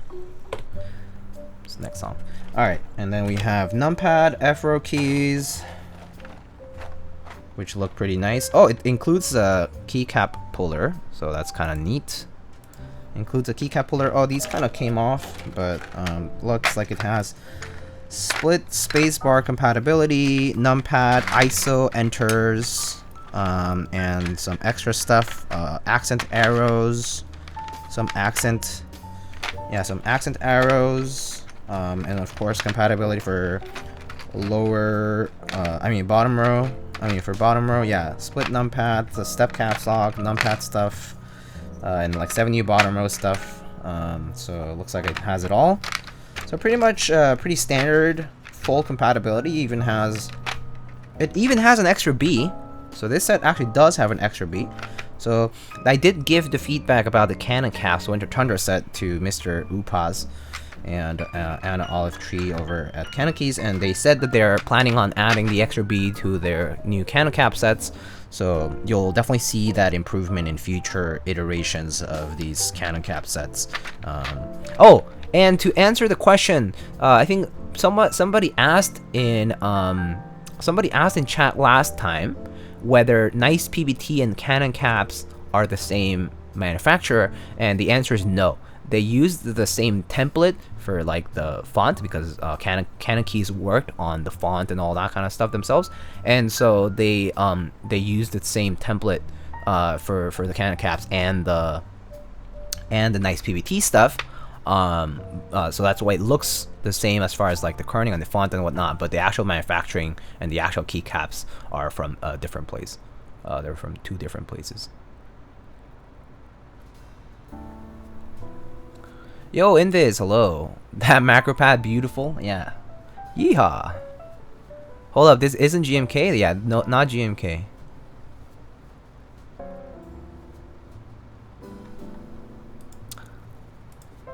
What cabs are those? Yeah, this is the Elderberry set. This is the Nice PVT Elderberry set from CannonKeys. In stock set, so pretty nice. I actually took these out because I do want to test out the stabilizers with the PVT caps. So in a way, it's a good way to test whether these PVT caps are straight. So let's find out. Also, I want to use the regular enter key, not the accent for some. I'm kind of worried I'm gonna spill this all over the place, but alright, there we go. And then we need this one. We are gonna need, alright.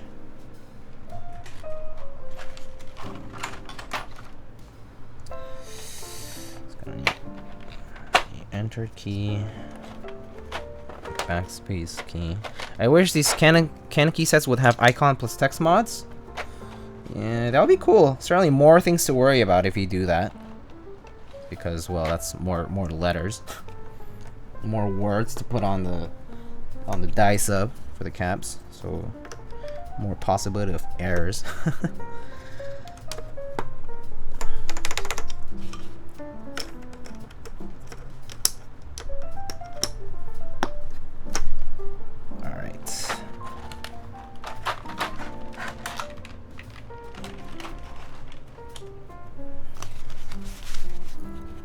Get feedback about the trays? Okay, I have to say the trays are kind of flimsy for sure. Like it does feel like it's gonna spill over.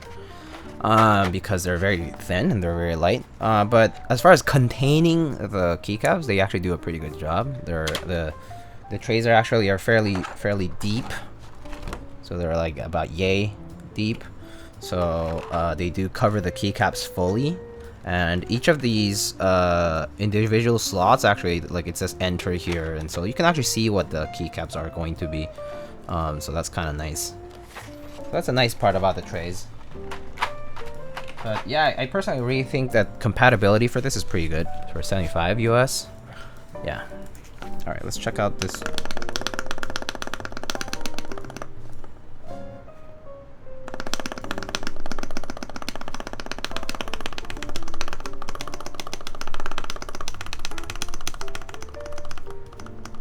That sounds fine.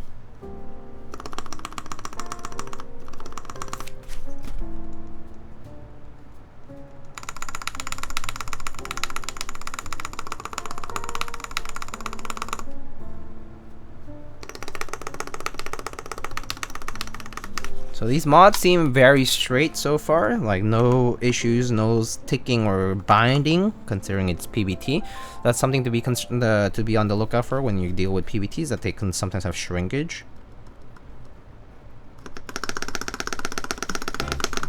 But this sounds pretty good, and it's returning well.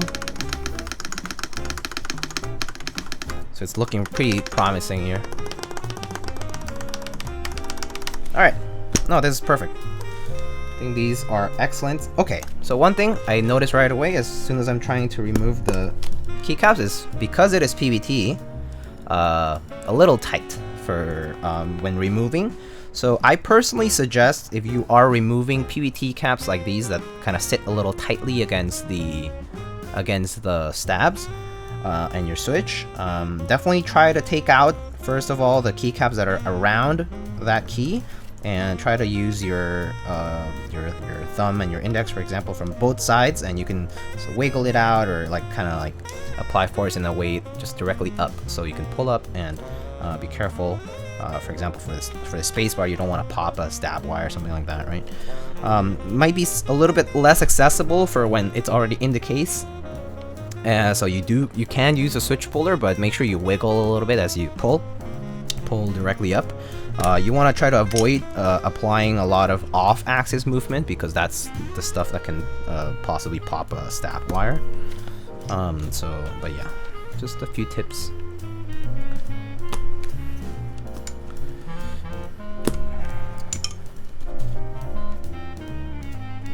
Alright, these are pretty good.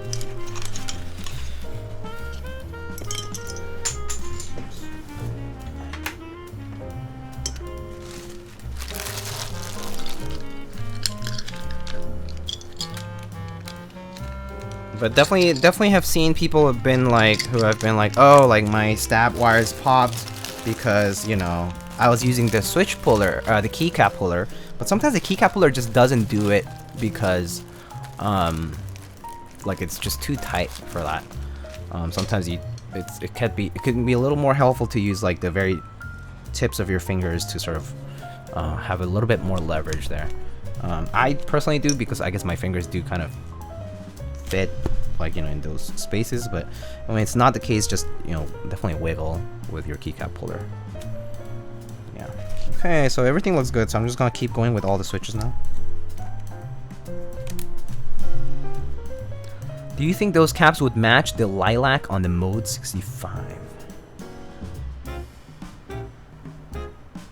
I think... Let me actually go back and take a quick look at the pictures that I took. So I took pictures for the... Is that a Master... MX Master 2S or a 3? This is MX Master 3. This is an MX Master 3. It's a little dirty. MX Master 3. Let's see. Liningkeyboards.com. I think I have the pics for the Mode 65 there. Let me just take a quick look.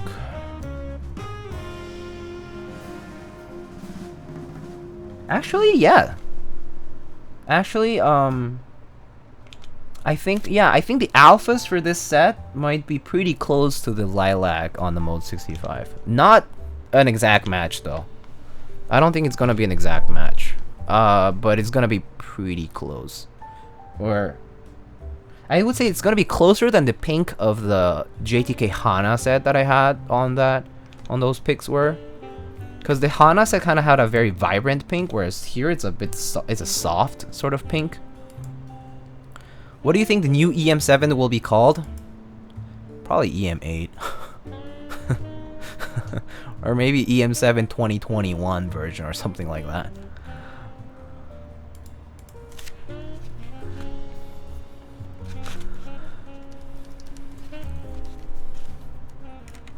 Some PVT sets have been so tight on stabs that they straight up don't work. That could be because of shrinkage though, also. If they shrink too much or if like they're not properly made, like the keycaps, they're just like warping. They're just warped. Yeah, could be the cause of the tightness, and then yeah, ultimately just binds up the stabs, the movement of the stabs.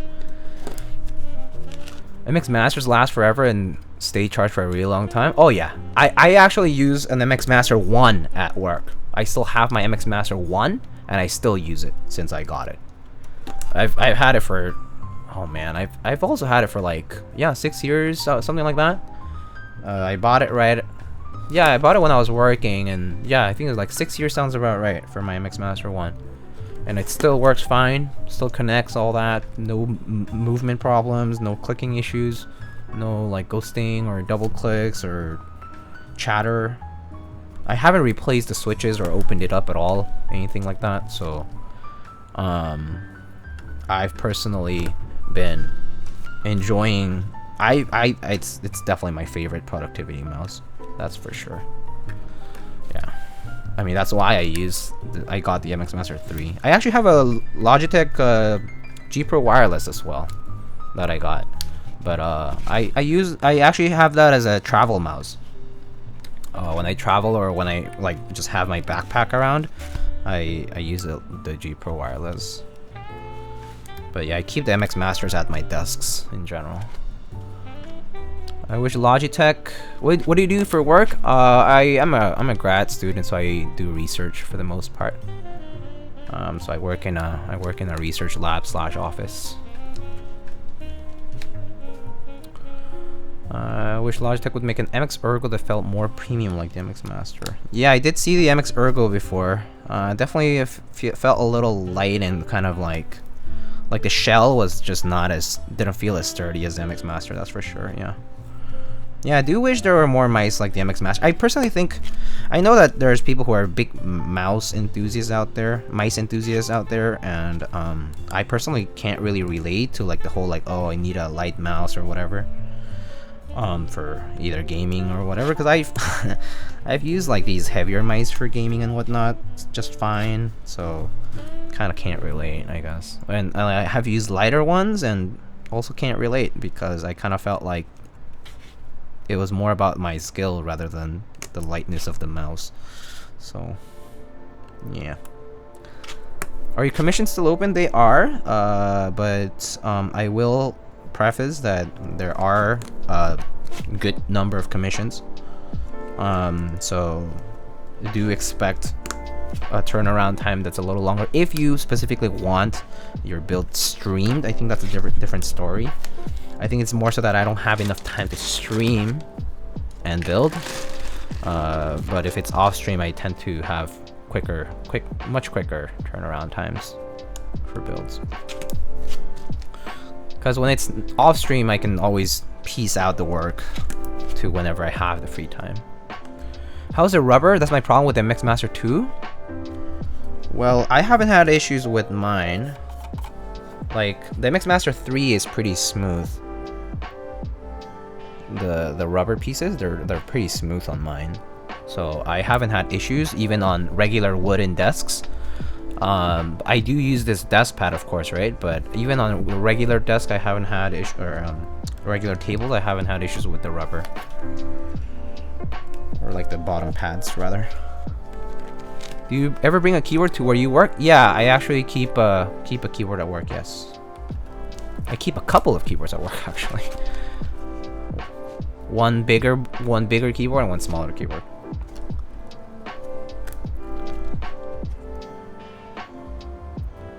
I use a different mouse for gaming and MX Master for work, yeah. Love the G Pro. The G Pro wireless is great, for sure. I was not used to the shape of the G Pro Wireless, but I actually once I started using it, I got used to it, and I do like it a lot. Are you the keyboard guy in the lab? Yeah, I guess so. People don't really point that out specifically, like as in like no one kind of like is commenting about it a lot or anything like that. But yeah, I'm the guy who does know about PCs and keyboards and that kind of stuff. Yeah. So which keyboards are they? The big and small? I have a Realforce 87, and a that's a Tobre TKL, and a Bakeneko 60 right now. For a while, I had an HHKB and full-size Realforce, but I sold my full-size Realforce and I brought the HHKB back because I just wanted to use it at home. Take my HKB Hybrid Type S on campus. Nice. HKB is such a nice board.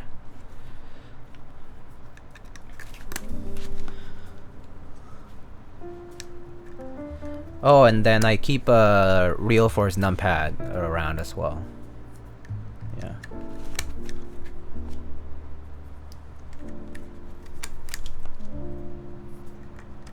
So for work-related things, I actually use Mac and PC, and sometimes Linux actually.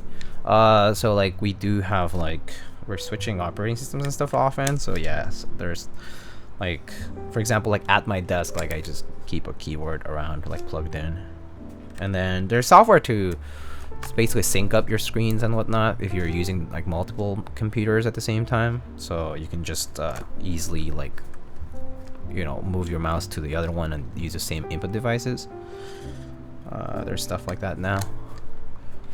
Like Synergy for a while, that was a Mac application, worked pretty well, but then I think nowadays like even Logitech has like that software. How do you like Leopold Tobre? Oh, Leopold Tobre is great. I mean, honestly, for Tobre, like you can't go wrong.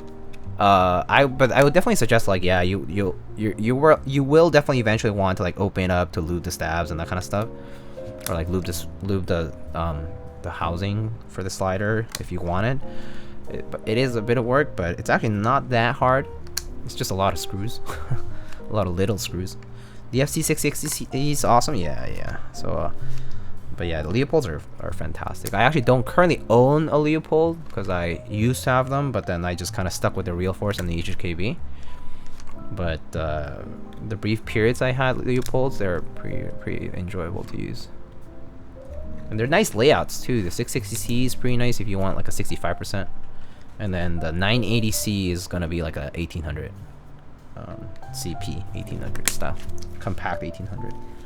So yeah, definitely highly recommend personally. HKB modding is relatively simple. I haven't looked at Leopold before. The only difference is that Leopolds and Realforce keyboards, they have a metal plate instead of like the integrated top plastic plate like the HKB, right? So the HKB, the top piece, it's the plastic. That's the plastic plate itself, right? But for Realforce or for Leopold, you just have the metallic plate that's attached to the case on the inside. Yeah. Can't get used to HKB layouts. I use the Leopold Tobre, nothing to complain about. Yeah, pretty much. I mean, they're made OEM and they're made to last, and I mean, they're still around because they have good sales for them, and a lot of people do still like them a lot. So yeah, pretty solid.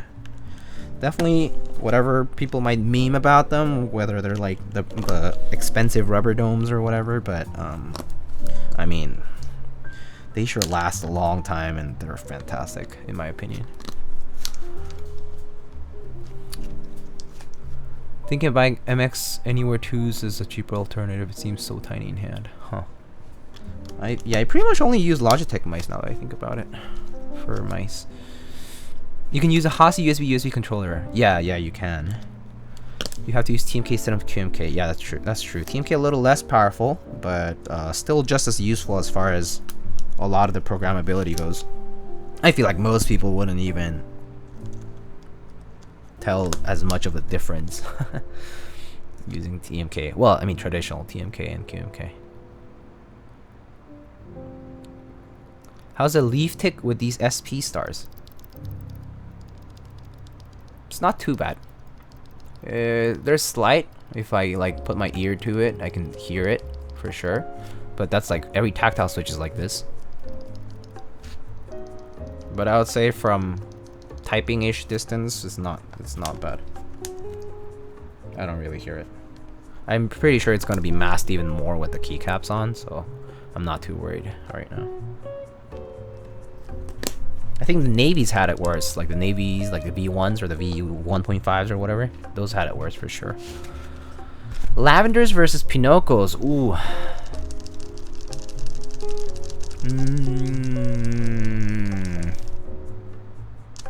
I'm a little partial to the color of the lavenders, to be honest.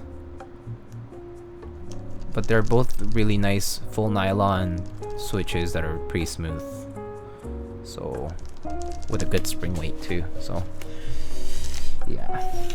I'm a little bit more partial to lavenders for the color.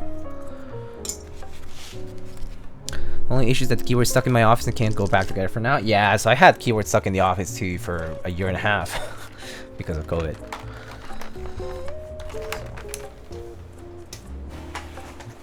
So yeah, I had to deal with that for a while.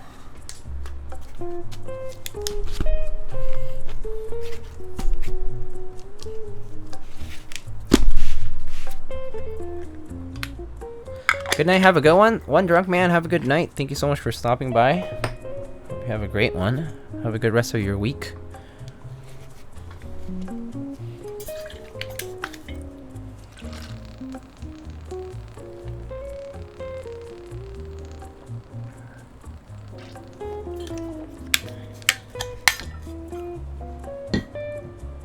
Alright, it's time to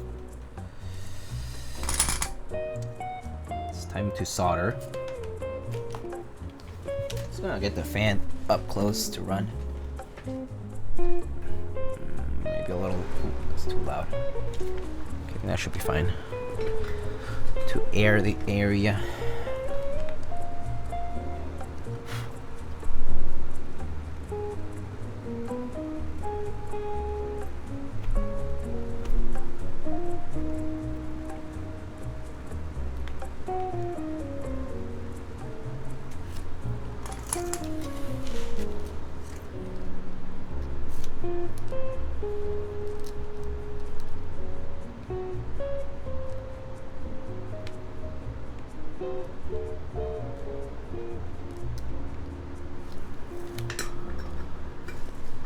I love soldering, it's so satisfying. I do like soldering too.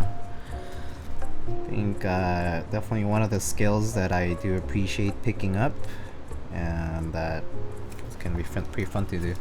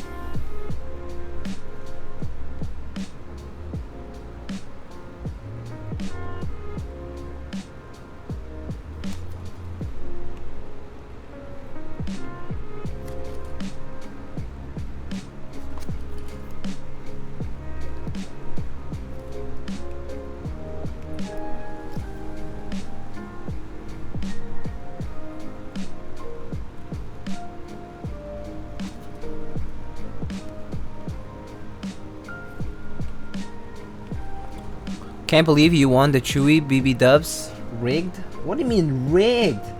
It's the first one I ever won.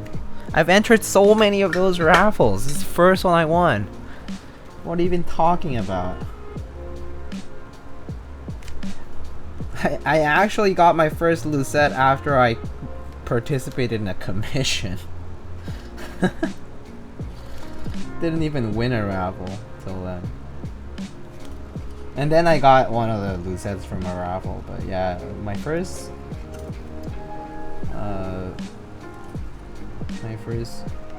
wolf cap from Chad. Are you based in Texas? Is that a macropat? I'm not based in Texas. I'm actually based in New York City. But it is a macropad that was built for actually the same client who is getting this Rekt1800, right? They asked me to build the macropad and the board, but I did build a macropad beforehand, so I just put it on the table to show it off because I thought it was a fun one with the Texas shape. Yeah. Any tips for winning raffles besides praying? That's about it. I just enter and forget about it until I either get an invoice, or if I don't, then I just, you know, forget about it. That's just the way it goes. What else is there, really? Either you win or you lose. It's as simple as that. Just stop. Just, I guess, I try not to attach myself too much to it. It's like, probability says that your chances are pretty low, so just, yeah, just go with your... Trust the math. Trust the math. It just works that way. Don't let your hopes don't have your hopes too high, because you'll just be disappointed. It's just the way it goes. Is that a star knob? Yeah, it is. It's that Lone Star knob. It is indeed a knob. So it is low profile, which is one disadvantage for sure, but pretty fun nonetheless. So many artisans I lost to luck. It do be like that. I mean, I've you know, I've been in the community for a few years, right? Like 4 or 5 years now, and like yeah, that's how you collect eventually. I feel like that's kind of part of why I kind of keep collecting. It's also because I just feel like I have the patience for it. It's like, yeah, you enter, you don't win, move on. What else are you gonna do? And then you go. I sometimes, I used to trade a lot. I still kind of do trade every so often, and would just like go and trade or buy something in the aftermarket. All the aftermarket nowadays is kind of crazy out there. So a lot of people and whatnot. It also depends on the keycaps.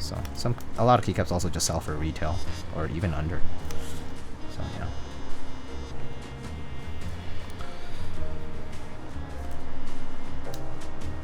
Now you need the C3PO and R2D2. Oh, I didn't even know that there were those too.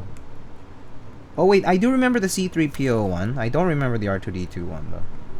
Or I don't remember seeing one, so I didn't know. Okay, cool, good to know. Although I think I'm good without. I'm pretty happy with one, to be honest with you, so yeah. I'm a happy camper with the one. It's also a colorway I liked, so I'm pretty happy with it. Yeah, I also don't enter raffles if I don't see myself using the cap. So I feel like if I win a raffle, I already like the cap that I'm getting, and it feels nice because it's like, oh, it's like something I wanted, and just want to put it on a keyboard, or I mean, most of the time, yeah, just put it on a keyboard, or sometimes to collect for sure, but I normally try to see it on some setup, and I enter the raffle. Used to be slightly easier to win. Yeah, it definitely used to be slightly easier to win. Although the reality, right, about the chances to win is that it's always been like far less than 1% or whatever chance to win. So like your chances were always slim to begin with. Now they're just like abysmally slim. For like particularly popular artisans, I suppose they're like abysmally slim chances to win. But it's always been a small chance. So statistics doesn't lie,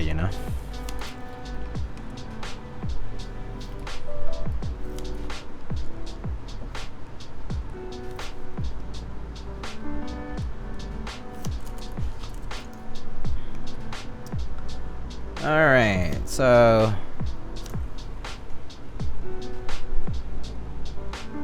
if you're in chat, say hi or something. I just want to check something right now. If you're still here paying attention. Okay. Okay. Cool.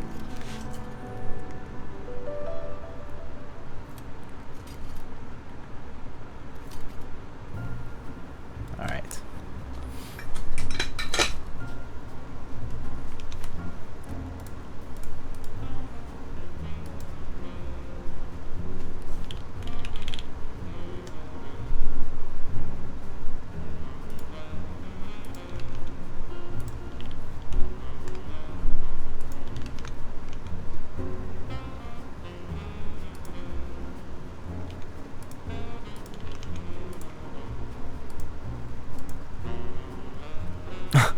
Finally realized. Hi. Now I finally realized how lucky I was for my artisan win after losing so many in a row.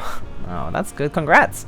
Are those holes on your keyboard? You mean these? Yeah, they're indicators for layers and such. I didn't solder LEDs on them though.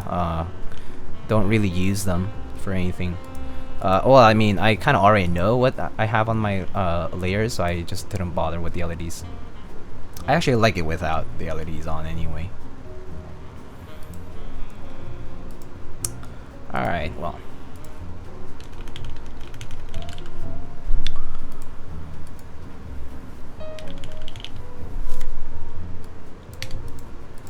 Alright. Alright.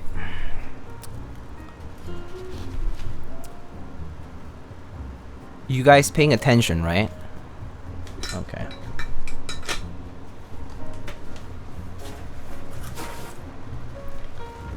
You guys want this?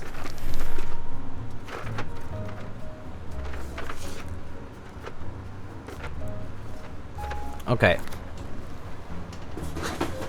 So if you want that, it's going to be I'll cover 1/2 of the trip. I'll cover the trip. Except for people who are outside of the boundaries of the continental region, or I will ask them to contribute to you know, pay for movement. And if you are in chat paying attention, I suggest you type boom boom pow.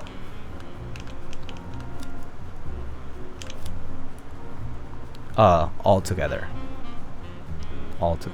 Boom boom pow, all together.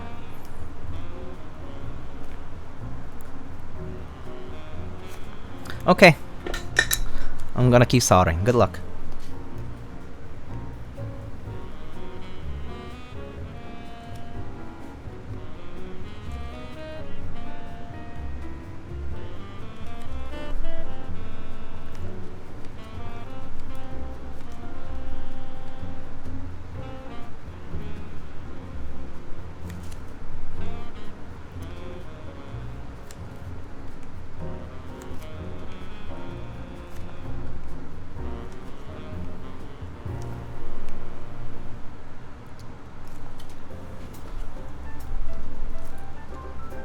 The energy in chat right now.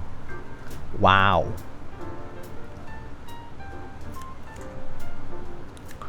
Lurkers have awakened. Now that Fergie song? You mean Black Eyed Peas?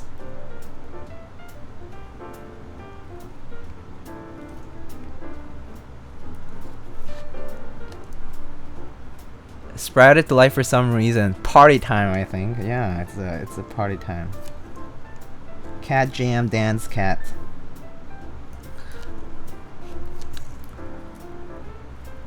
Hey Lightning, why the heck is T Hard Typer in my Uber Eats? You know he's that Professor Keebs or whatever. I forget what the ad was exactly. Something about noob school or something like that. And getting Wendy's. GMK delivered by Uber. Uber's expensive though. I also like Lyft a little better, but yeah.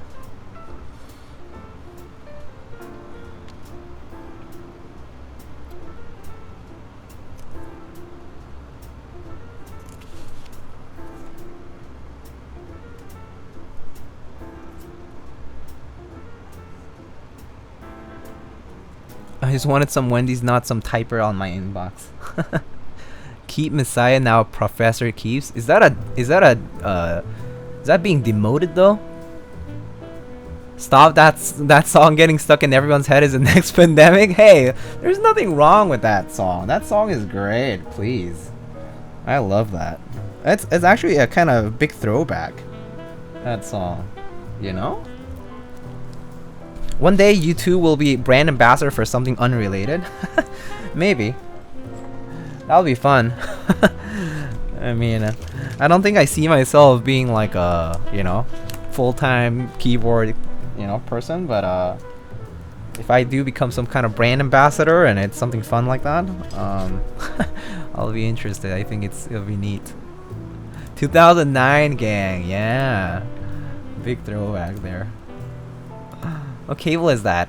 It's a custom cable. It's just gray paracord. No text flex or anything like that. With one of those. It's just one of those. I don't know what the specific name for these push-pull connectors are, but they're just a push-pull connector. From like AliExpress or Taobao, I guess. And I had Space Cables have the cable remade. Yeah. Not Limo. It's not original Limo, so it's not Limo.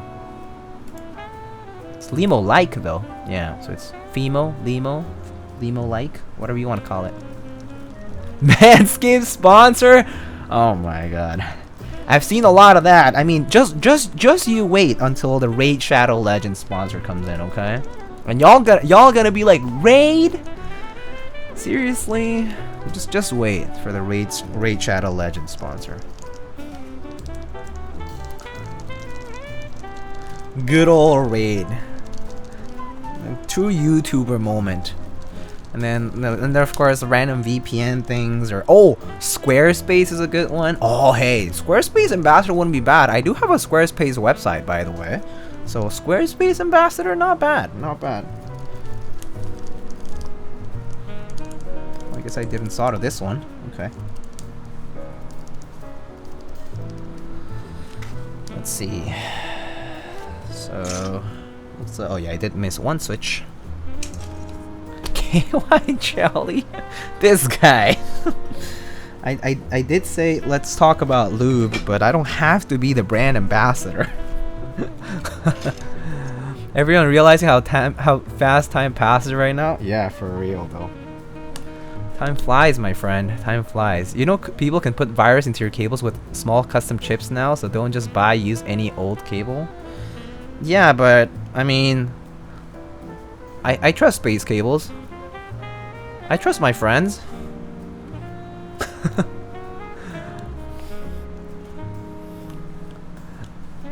Squarespace for these rectangles. This board is so big. Damn it. Can't really say that's what she said, but sure, that's what she said. Very hyped for my obliterated 75 coming in. Any pro tips for a first time solder and first time Milmax job? Pro tips, practice first for sure. I would say that if it's your first time, I would try just to maybe, I mean, it would be nice if you could just buy one of those like practice breadboards. Like they're very cheap. Sometimes they have them at like some hardware stores, or sometimes you can get like a old electronics PCB, like some old device that someone has thrown away, or that you might be throwing away. Open it up and you can try practicing desoldering and soldering. A lot of the time, however, a lot of old electronics is going to have lead-free solder, so it does require you to heat it up quite a bit for it to melt properly. But it could be good practice for you to desolder. But yeah, I would say practice on something else before you're trying it for the first time, and also just take it slowly. one big tip about soldering and building keyboards in general is that you can stop at any point in time. You can do one switch each day, and maybe in half a year you'll have your keyboard built or whatever. I don't know, right? But you can stop at any point in time, okay? So take it slowly, you know, be patient, take it slowly, just try to get that nice solder joint the first few times, and then once you kind of get a hang of it, you can keep going and do your, you know, the rest of the board. Oh, CGBU and hello. Crytox brand ambassador? Wouldn't mind that.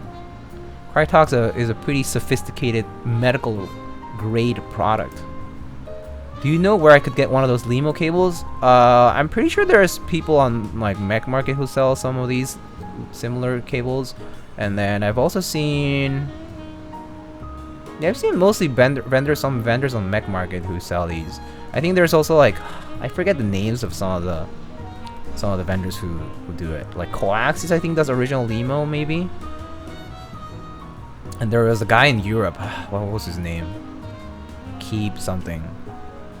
IEM? Oh, I use SE215s from Shure.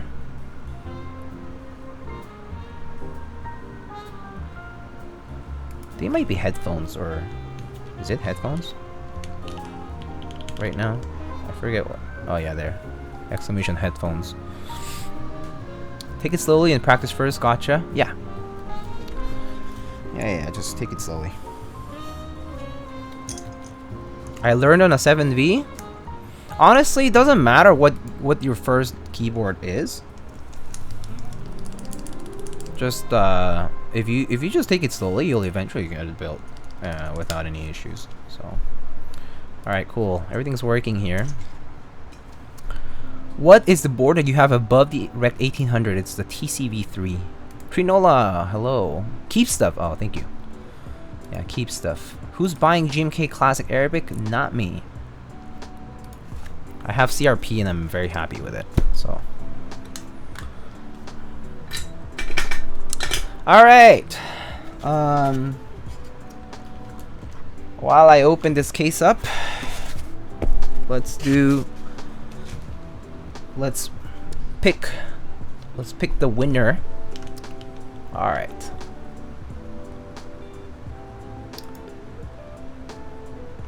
All right, friends.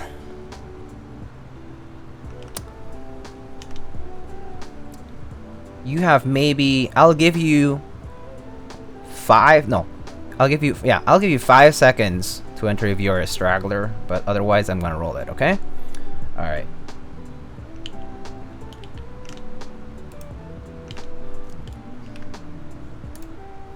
All right. 5, 4, 3, 2, 1. Boom. DJ Ben X New York City. DJ Ben X NYC. Are you in chat? I am here. Nice. Very nice. Congrats. Do you claim? You can do local pickup if you want, but just FYI, I live way up in Manhattan.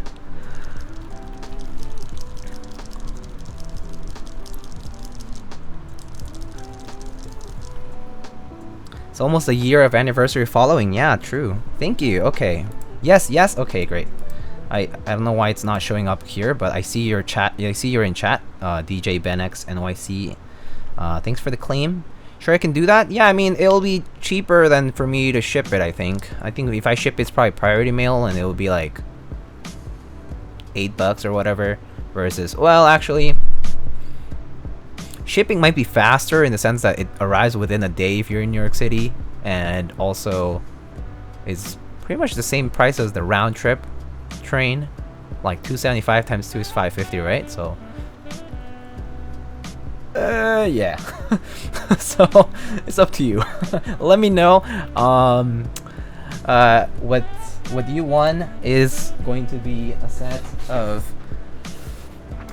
Cannon caps, Winter Tundra. So just a disclaimer, it's been used for the last stream. So I still need to put the keycaps back.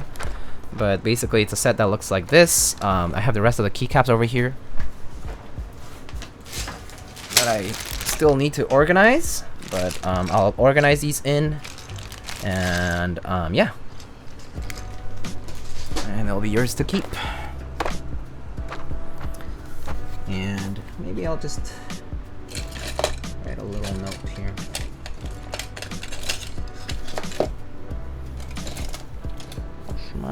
Where's my pen?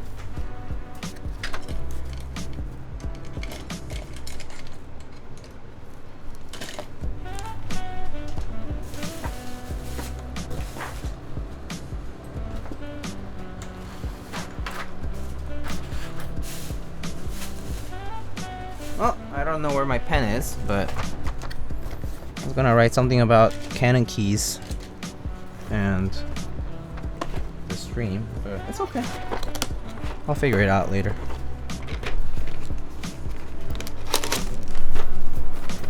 Anyway, congrats though. Do DM me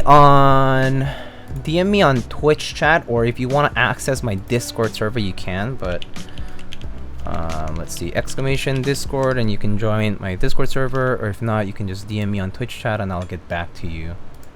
DJ Ben X. Thanks again. Alright, let's open this guy up now. But you can eat the GMK trays? They are like potatoes. Let's see, these use small hex screws. Should I get a Knicks, Nets, or Wolves jersey though? Ooh. I don't know. I guess I like the Mets. Can't say I'm a Knicks fan particularly.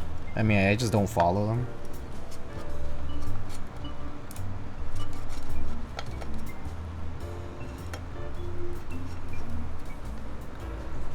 I usually go with the better looking colorway. Yeah, you can't say the teams are particularly good. All of them, but you know, you should just watch hockey. Oh, I don't watch hockey, that's for sure. I haven't watched hockey. Hamtar Kebab, hello. How are you doing? I'm doing all right myself. Had a pretty long day today with work, but other than that, good. Doing well.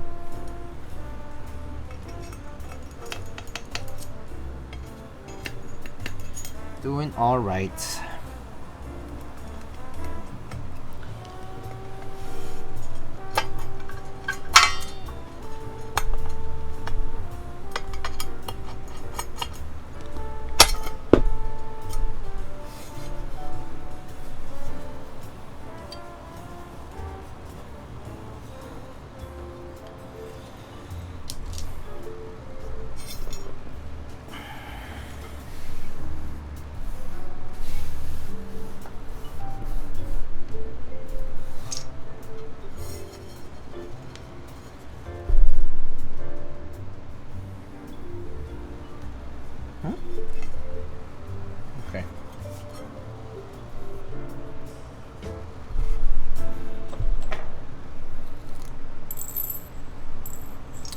Now, where are my screws?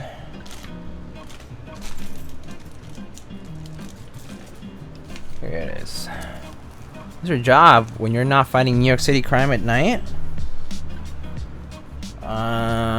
Decorating my bat cave. No, just kidding. I'm a student, so I just go to classes. I do research.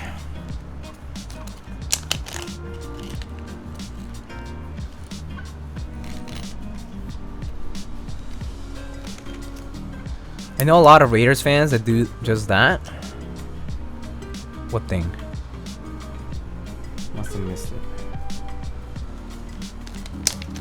Is there a huge difference between inks and yellows? Wait, you mean Gateron inks and regular Gateron yellows?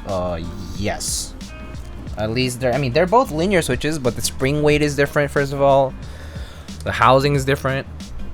The price is very different too. So, yeah.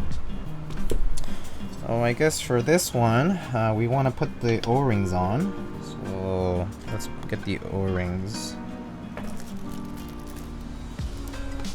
I'm a Google researcher as well. Is that sarcasm? As in like are you saying do you work at Google as a researcher, or you're a researcher because you are good at Googling things? Researcher.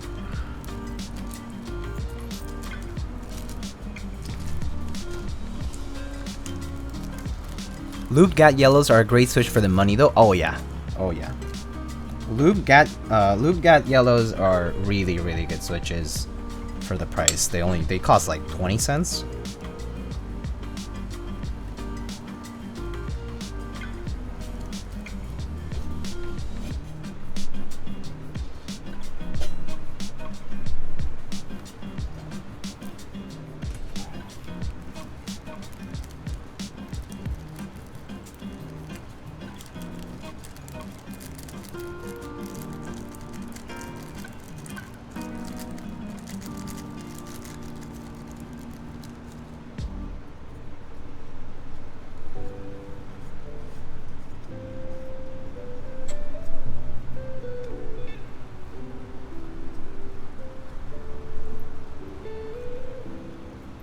Even full milky yellows are great. Yeah. Have you ever been mugged? To be honest, yes, I have. I have been mugged before. Unfortunately. Very unfortunately, I have been mugged, yes.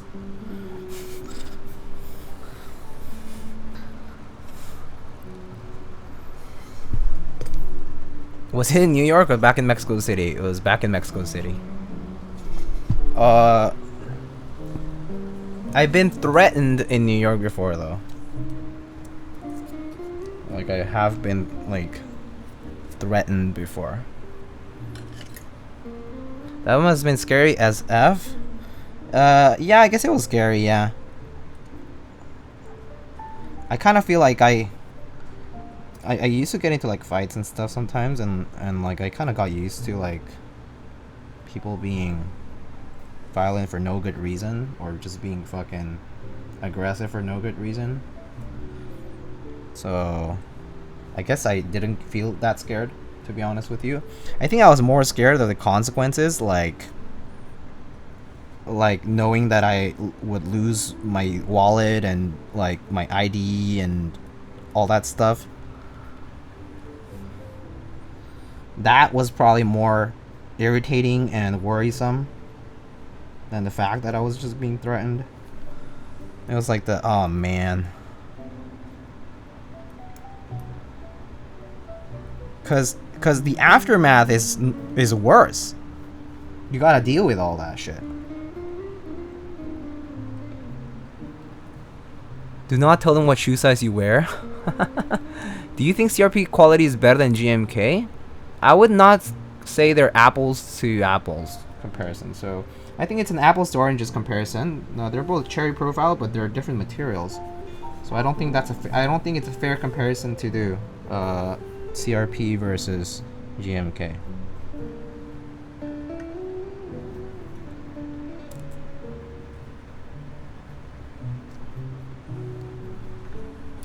Are you really from a major city if you haven't been mugged?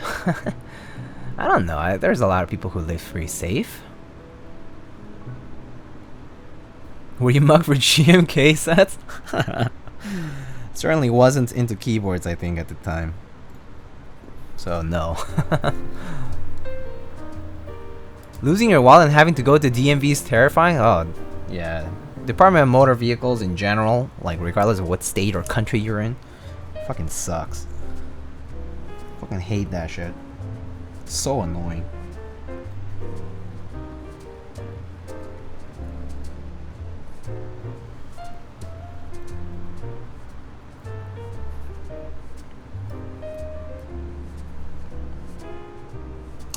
Yeah, these O-rings just keep falling all over the place. Are these tweezers not sharp enough? Okay.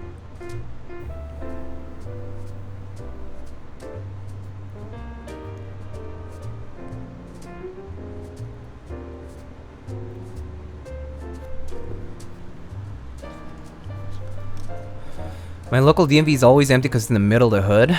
Government-run institutions, yay. Yeah, imagine working for the government. Couldn't be... Oh, wait a minute, I did. Worked for the government. Yeah, definitely never going back, ever, in my life.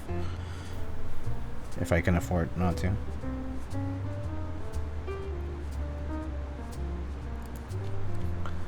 When going to DMV, gotta clear out the whole day? Yeah, I would say at least the whole, like, afternoon or whatever. Like, if you're going in the morning, definitely expect to be back late afternoon. Even with appointments, it's like, you gotta wait. Even for appointments, you have to wait. That's the most annoying part. It's like, why am I even making an appointment if I have to go and wait? I already waited for the appointment. Why do I have to wait longer than the appointment? I don't get it. Ah, that stuff just irritates me so much. That kind of inefficiency, just like, ugh. It's like, why is it an appointment time if you have to go and wait longer? It's like the doctors. Oh yeah, I mean the doctors is also the same. It's for sure, for sure. You are now your parents? I know, I always knew I was gonna be like my parents. I never deny the fact that history repeats itself, and I'll surely feel just as frustrated like my parents once did at some point. Never denied it. I can't embrace it that was part of my old soul. To be frustrated at the inefficacies of the system. Phone store? Probably worst place to wait at. The phone store is a little awkward because you're just kind of standing there, right? Normally phone stores have like this like empty space. They have like, you know how like the phone stores have like those like nice white tables with glass where they have like the phone demo displays and all that. But then when you ask for the phone, right? You're just kind of waiting there, like standing. You're like, can you please activate my phone? Where's my new iPhone Pro 13 Max CS SELE Limited Quadro No Headphone Jack Edition?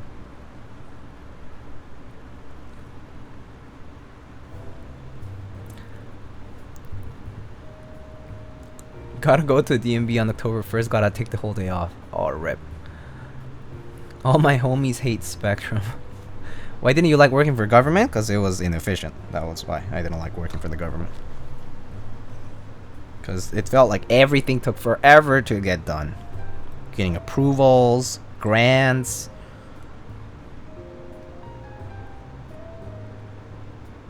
Even like recognition was like super spread and weirdly done. Strange hierarchical systems that are dated.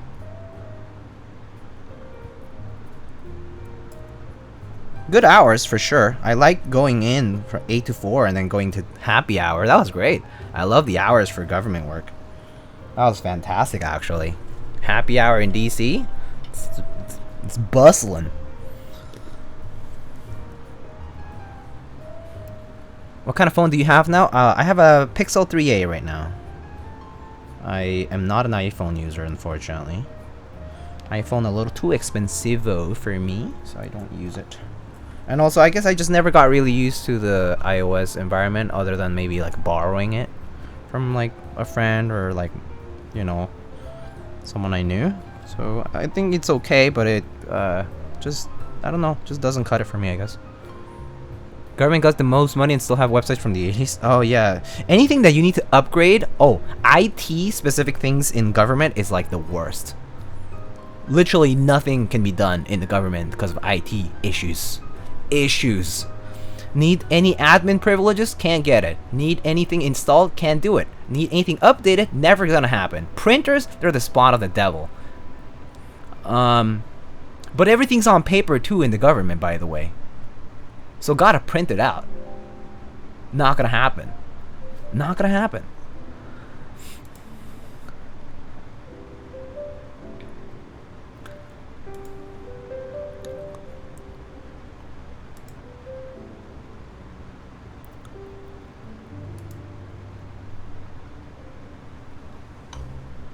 I think I missed something.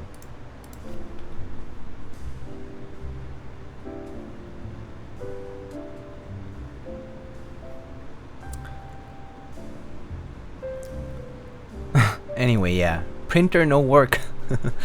Everyone Gov is there just to collect a paycheck and find a way to extract money from their situation. Yeah, so I mean, a lot of people do like working for government because the benefits are also pretty good. Over a long period of time, if you work for government, the benefits and like, you know, healthcare, blah blah, retirement, like all these like small things do pile up eventually, and it's just like one of those like safe bets where like you do work like a fairly static hours, and like the work is very well slated out for you if you work in a certain position. Like I obviously don't know beyond certain technical fields, but I, at least from the more contractual and R&D sort of side of what I used to do, and like IT as well, I kind of already know like what it was like working in the DC area for like agencies and contractors down there. Yeah. It's not plugged in. Print nightmare is killing me right now. Oh boy. Yeah. Alright. So someone was saying we'll see if it's hollow or something. Let's try it out.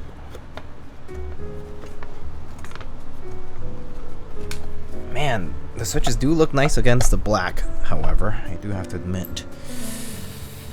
Unions are why I stopped working government. I see.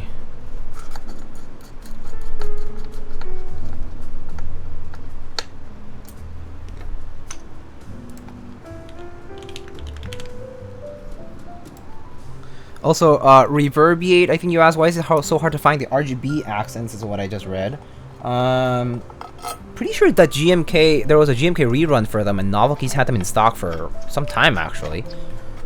You should be able to find the RGB add-on kit, now that it's been remade at least a couple times. But if you look, you definitely should be able to find them. Wait. Purple Yum, yeah. Wait till people figure out the government is insolvent. People haven't realized that yet?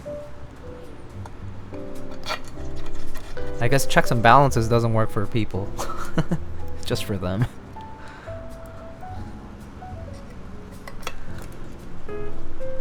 Dio, can I come live in your sewer cave with you in New York City after the government collapses? I don't think that will happen, but sure. I'm sure I'll be probably out of New York by then. Probably be like in some other country, probably somewhere on the other side of the world or something, or maybe just in Canada or in Mexico. Who knows? Enjoying the Ninja Turtles in their cave. You know how like the Ninja Turtles are basically named after like Italian like artists, right?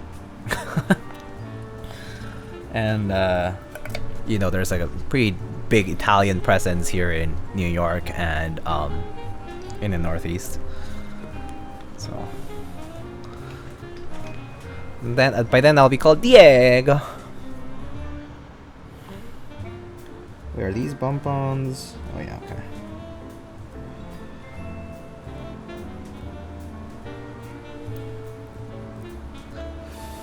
Fit right in, I know.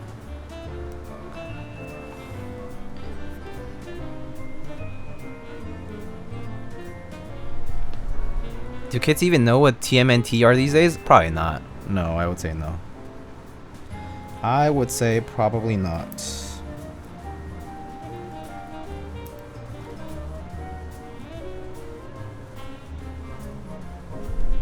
I think the reference would be lost.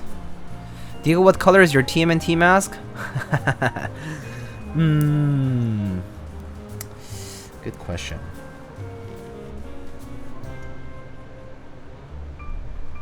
Man, I don't know what color I would pick though. I think I'm more of a kind of blue kind of guy, but I do like me something that pops, like a bright yellow kind of color. That would be kind of cool. Navy would be on brand, yeah.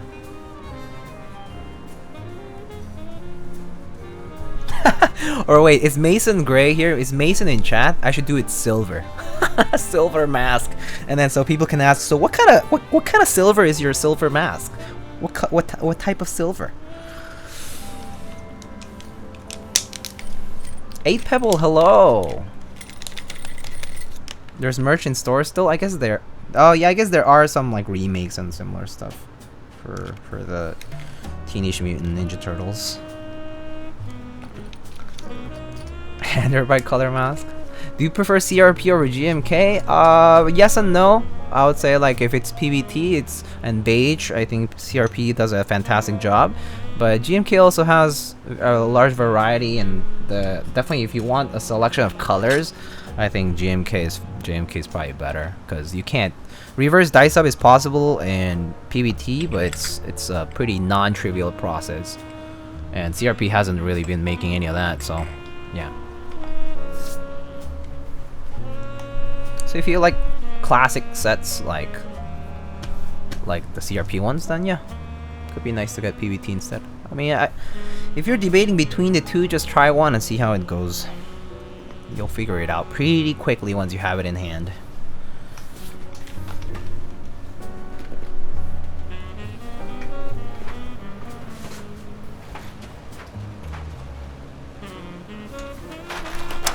Alright, so the key set's kind of decided because we do have this set here.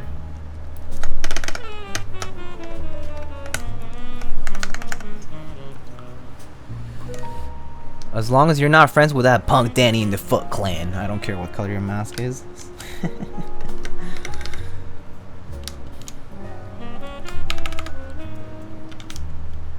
Where's my plus key?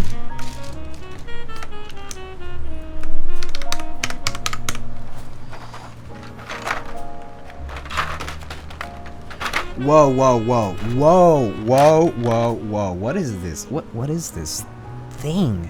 Oh. Oh, gotta play like lava. Can't touch it. Can't touch it. Do you know if there's a way to try out a full split keyboard? Does Best Buy or other stores ever have them on display? I have seen some split keyboards occasionally, like the Kinesis branded ones, and a few other brands. There are some. There is some stuff that should be available on like stores, but it's not always the case. I feel like whatever's popular at the time tends to be up. So yeah, it's hard to say. You maybe have to just ask if they have something to demo that's like that. Would you recommend the 1800 for a starter custom with a numpad? Absolutely yes. I most definitely would recommend the Rekt 1800. I think it's really nice for the price. And personally, the layout is lovely, and honestly, for the price, like the case is really like it's pretty good quality, and like it does everything that you probably ever will need. Why do all good cars have to be on Long Island? Probably because they have more space to store them.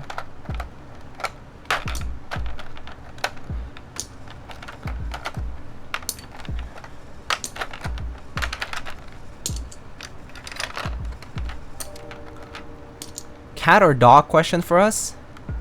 Wait, what thing? What board is connected to your PC? Exclamation keyboard.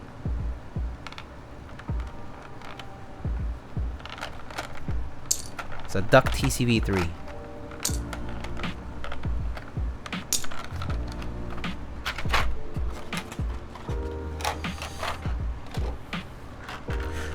Okay, I've contained the contagion of that and that. Just kidding. I'm honestly being a dipshit, so I'm sorry. I apologize.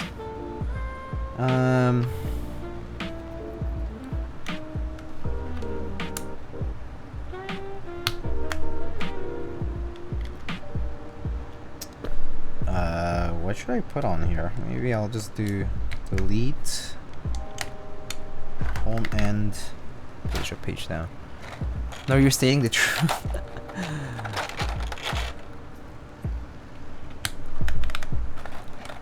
Is that a Tempest keycap puller on your desk? Yes, it is. It is a Tempest keycap puller on my desk.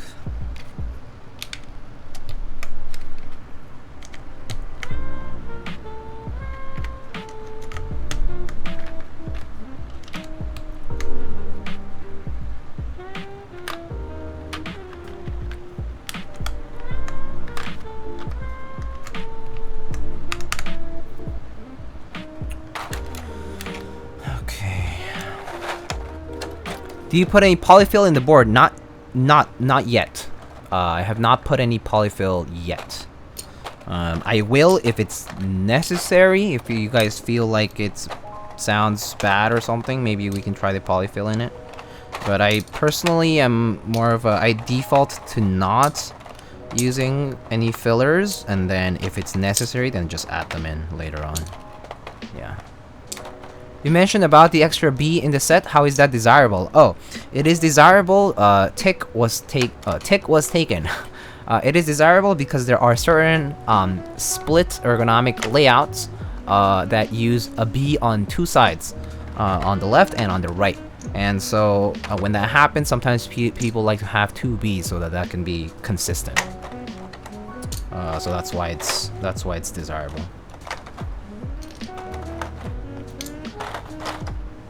Just use numpad key for second B? Yes, you can do that too, yeah. Yeah, you can do a numpad key for second B, yes. Some people just are... I mean, the more you get into a hobby like this, the more people like to discuss the minutiae of things, and so people do get tilted over very small details, and they might be like, well, I want my second B, how dare you not have my second B on it? And so, yeah, so that's how it will go, and it's a discussion that will probably lead nowhere. And you should probably try to avoid that discussion if possible, because it will only frustrate you.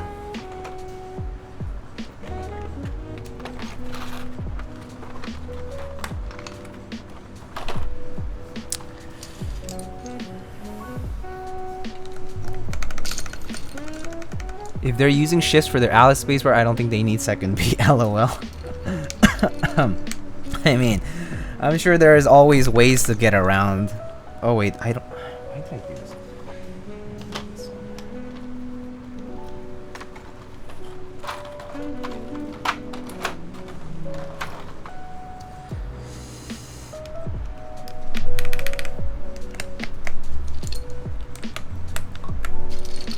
How many keyboards have I crafted, or how many keyboards have I built? I've probably built at this point. I mean, I think the last estimate that I was saying was somewhere over 400, like 400-ish keyboards.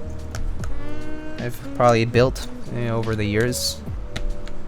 400 or so, yeah.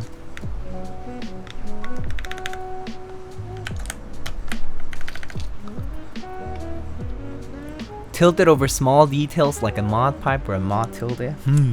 Right? I know, right? Gosh. I know. I know I'm totally hypocritical, by the way. I know. It's okay. You can call me a hypocrite and I'll be like, yeah, sure. I must be a hypocrite. It's okay. It's okay.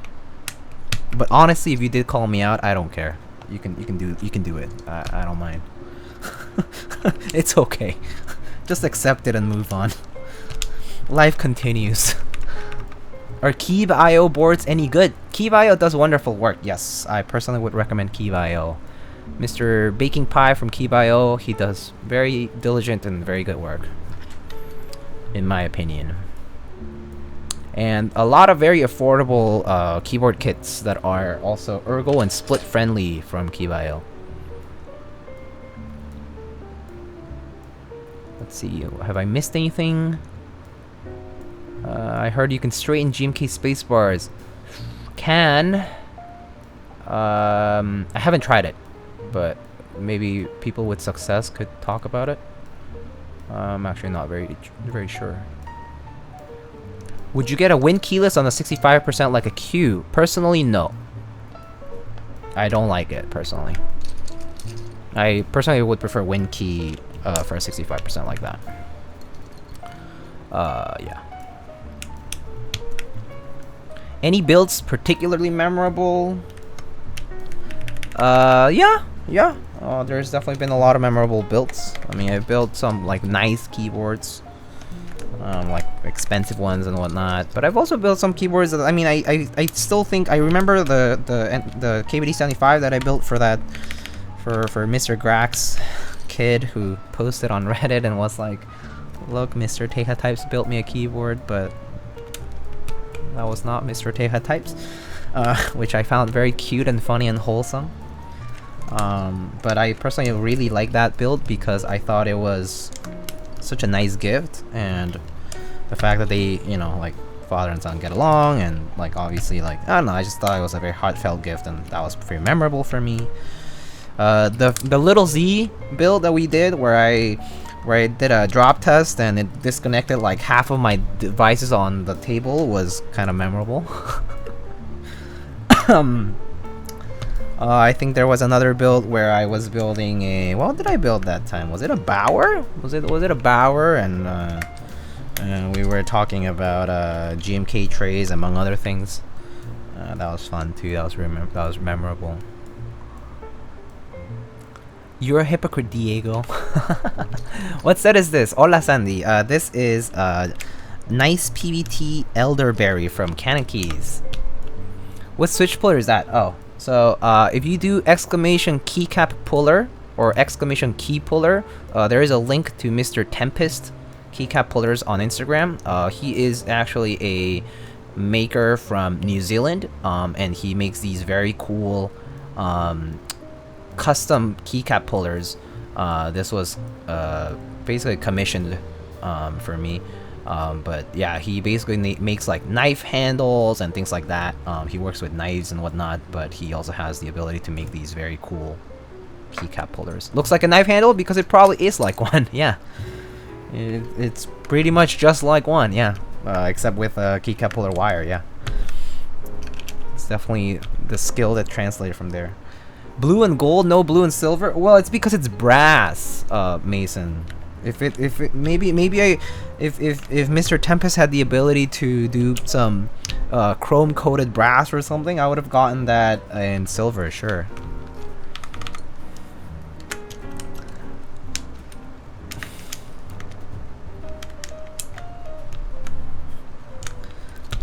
Too much fame with Tempest mod.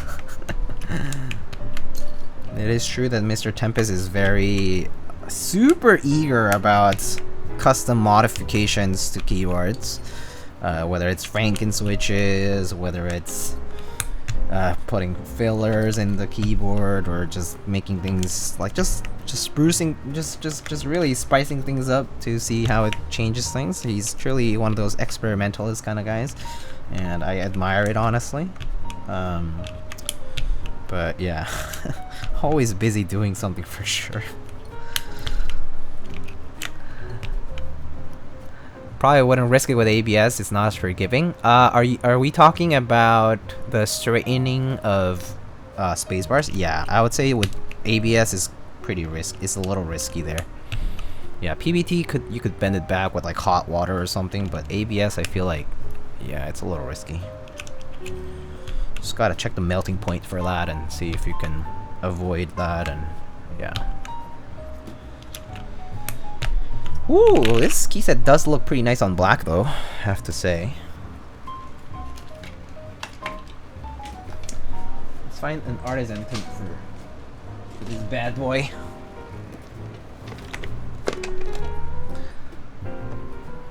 Alright. Speaking of rubber hose, this actually looks really nice, but it's a little light. Yeah, it's a little light looking. The Kibi is a little light too, but it looks pretty good. Purple lucette. Okay, all right. People want the lucette on it. All right, let's put that on. Ta-da! So this is the lucette by Mr. Rubre Jose. Just kidding. This is by Rubber Hose, Bad Chad. Makes this cool blank-like sculpt called the lucette. All right, looks great. What? I don't know why I read that as purple lettuce at first. I know why you read that as purple lettuce at first. I know exactly why you read that as purple lettuce. You're just thinking about the right things, probably. Purple lettuce.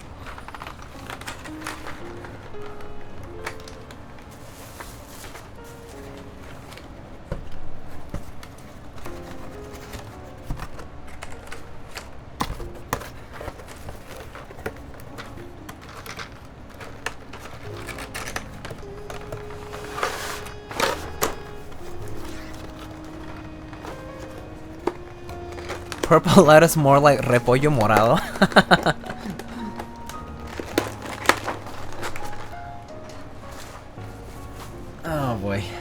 Alright, we have two very chunky boards on the desk. Is the enter white?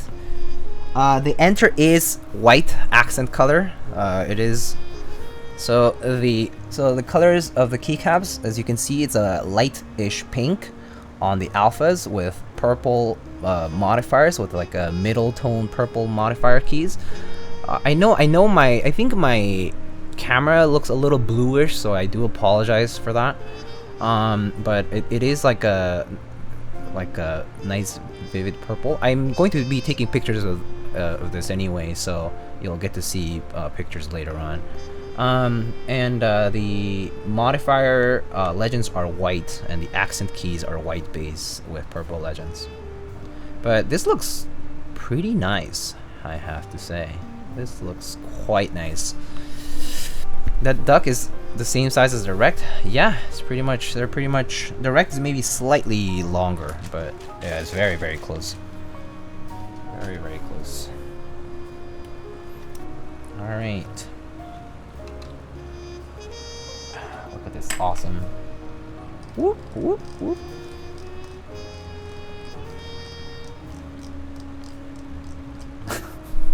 Anyway, I actually don't even remember what these keys did. I programmed it for them, but then I forgot. I'm gonna unplug it. So actually, I don't remember what it does.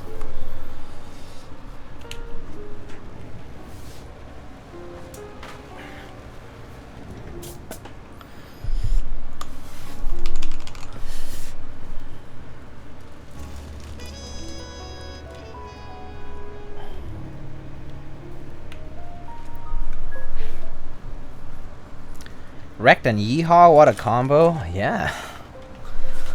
Look at this. Looks pretty cool, huh?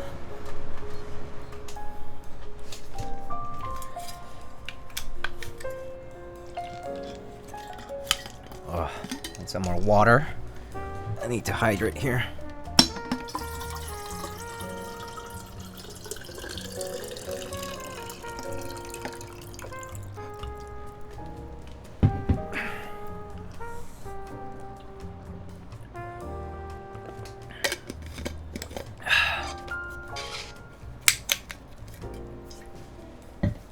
Okay. Thanks for finally getting my hydrate. I saw it earlier, but I had just drunk water, so I actually didn't take it right away. I was like, I'm not thirsty anymore. But yes, I did see it an hour ago. Do you drink water from the tap? I use a Brita filter. I replace my filter every 3 months. Yeah, I just use a Brita filter. And I, obviously wash the pitcher every so often and all that. Yeah. Do you have to wade through that sewer water when New York City flooded recently? Fortunately, I was just indoors and nothing happened to me. It was completely unremarkable for me when the hurricane came by. Got lucky. Decided to stay in and yep.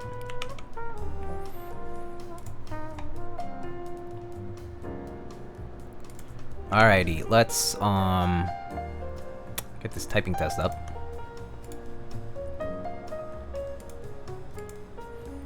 Can you teach me how to be that responsible? My Brita filter is 3 years old. Oh well, the picture itself is years old, but I do replace my filters every so often. I just set a reminder on my calendar. I have a calendar for like replacements for things like my contacts. I used to have it for that, or like my toothbrush thingy, or yeah, just random stuff. I pretty much live my life on Gcal, on Google Calendar. Like I feel like I like schedule everything, or like like everything about my life is just like I have to do that, or otherwise I just forget. I feel like I just forget if I don't like put it down on my notes or my calendar or something like that. I have to write it down somewhere.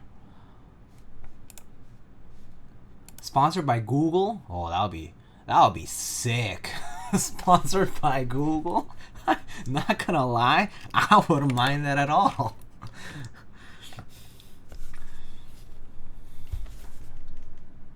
Bed reveal? What do you mean bed reveal?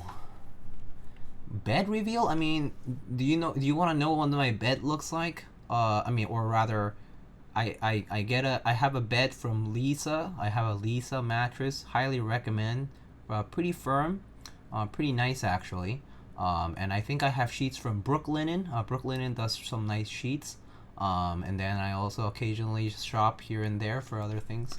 But yeah, what springs in the bed? I don't know. Enough to support my weight, whatever that might be.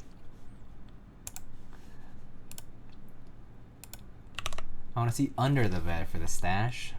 You've seen it already. Alright. Are they lubed?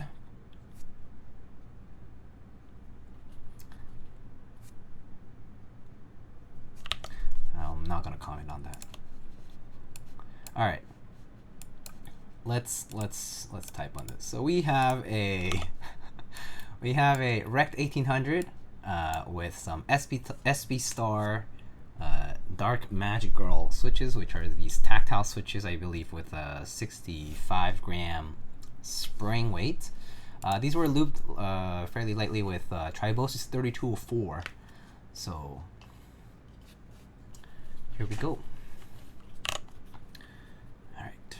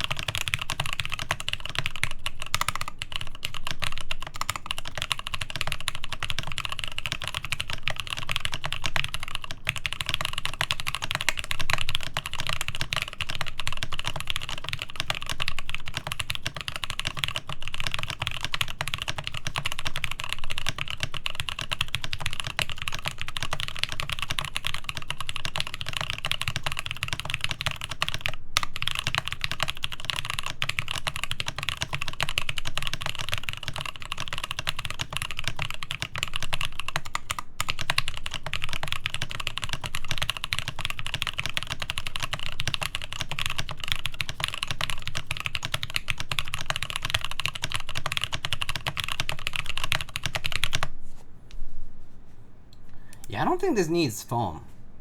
This definitely does not need foam. Yeah. Let's try it. Let's get one more shot. I want to listen to it again. But it actually sounds and feels really nice. Actually, the switches are really smooth, which is at first, like when I tried it stock, I was like, oh, it's pretty smooth, and then I tried lube, and I was like, oh, not a big difference. But now that I'm typing on it, it actually feels really nice. I do like these switches actually. The bump is at the top though, so definitely pretty like a snappy switch. But yeah, let's give me one more try.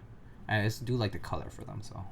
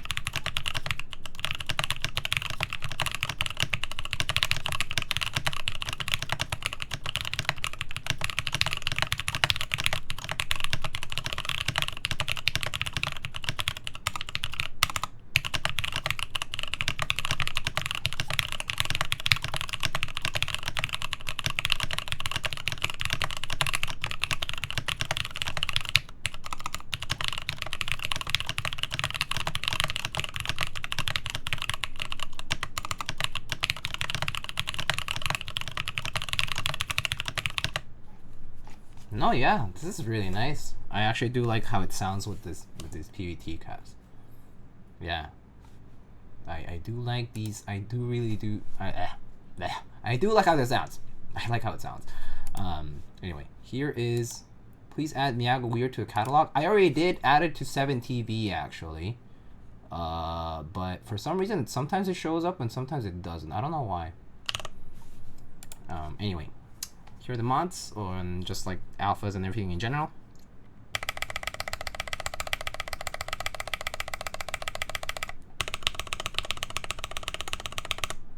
How much do you think the FR4 plate is contributing to the feel of the switches?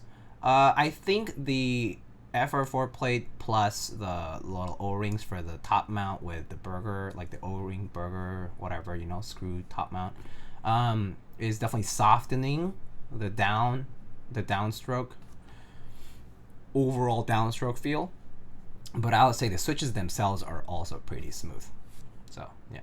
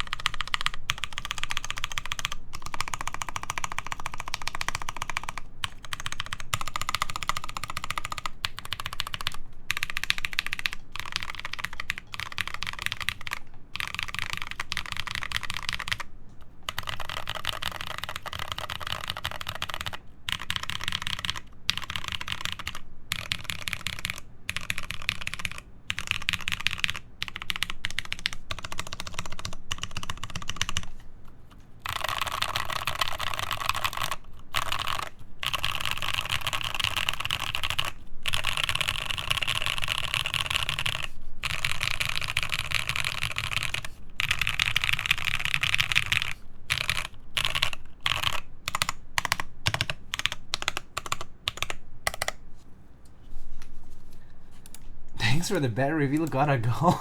Okay. Have a good night. Enjoy sleeping. I guess. Take it easy, Sky the Sky. So yeah, what do you guys think? Also, here's the macro pad if you're curious.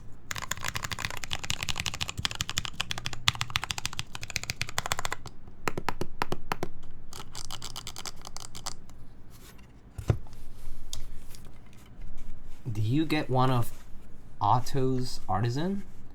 I don't think so. Call me Sky? Sounds good, Sky. Good night. Take it easy.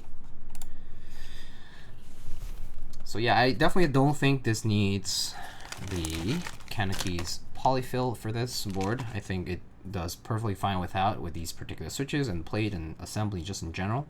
It sounds pretty good. It doesn't sound hollow or anything. Actually, do really like how these this arrow cluster sounds in particular.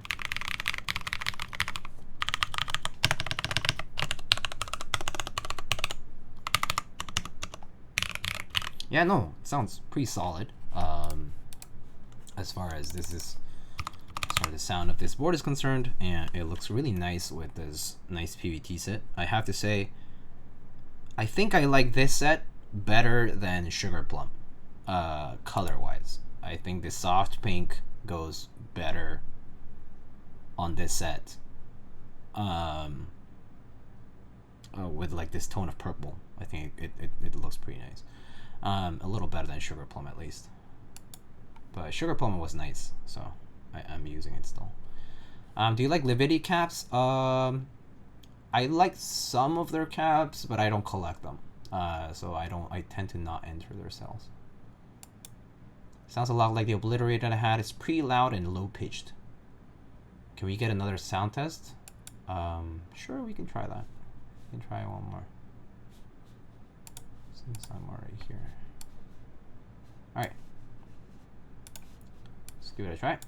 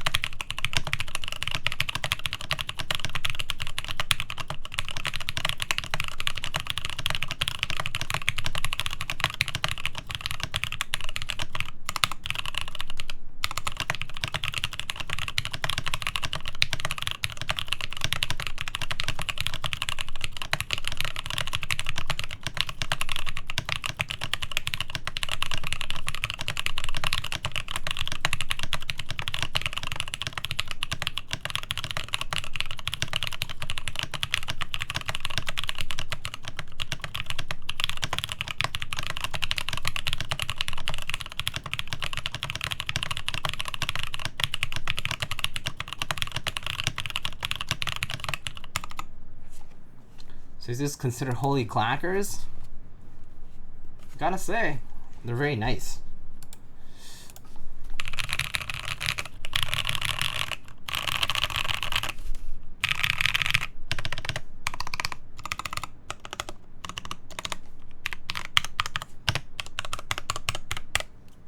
Yeah, no, I do actually like this a lot.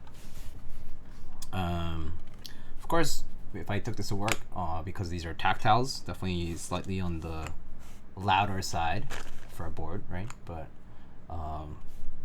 superb office keyboard, I would say. Also, there's people who use keyboards that are even louder than this, like with clickies and stuff. So probably doesn't matter if you're working in an environment like that. How's it feel? It feels really nice. Like the switches themselves are pretty smooth. And I do think that all the Brutally series of boards that CannonKeys has, with the FR4 plate with those O-rings that they have, it softens the blow for the bottom out, for the downstroke. And so it feels pretty pleasant. It's pretty comfortable. Yeah. So I would say, yeah, it's like, would I recommend this? Absolutely. Yeah, I think it's a pretty good for the price. And also just like solid, like it just works. I don't like tactiles, then you can just build with linears. A louder keyboard is just asserting dominance. If you're that kind of person, then you know.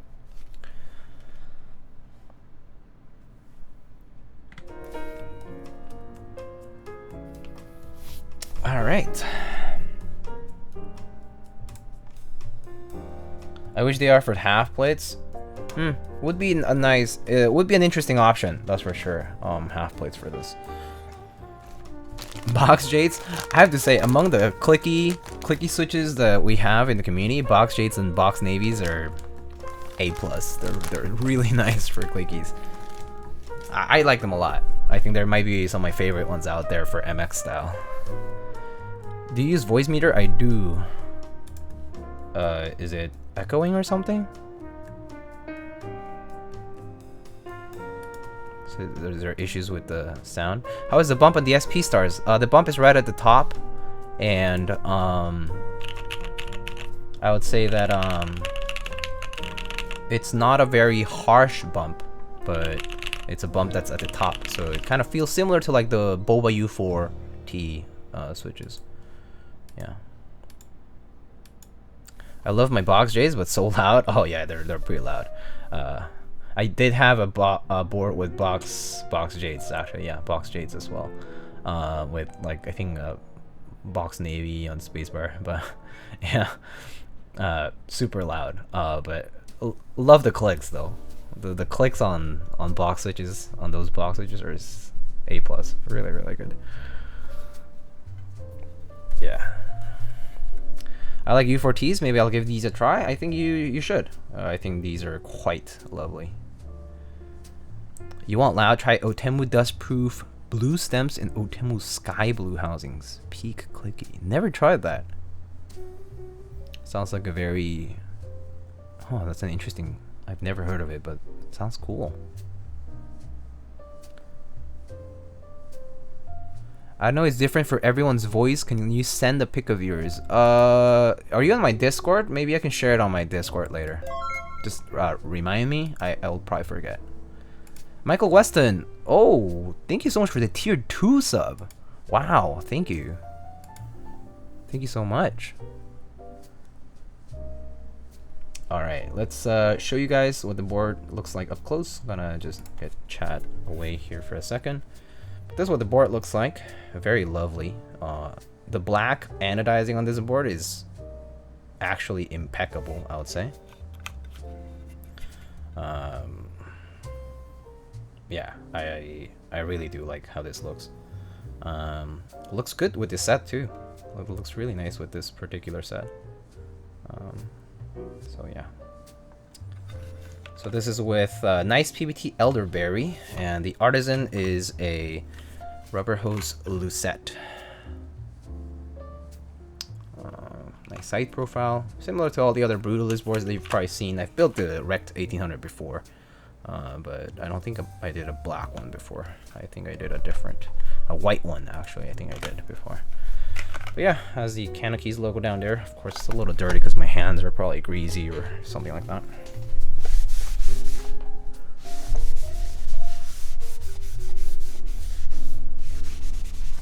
But yeah.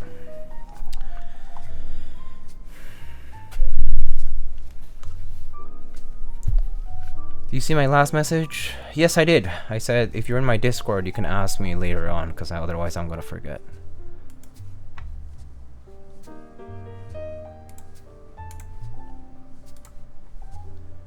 Alright. Hell yeah, I just got a Cap House invoice. Oh, congrats, Nachos. That's very nice. But yeah, I'm a big fan of these switches actually. I think if I wanted something that's fairly tactile and also feels and sounds good, these SP Star tactiles they sound really good. And they feel pretty good too. I do think I would like a little bit of a more rounded bump, like MX Clears, with like Ergo Clears or like MX Browns, which are extremely light tactiles. But I think if I wanted a step up from that, these are pretty good. Or like yeah, the Boba U4s are also just the right amount, I think. Yeah, these are good.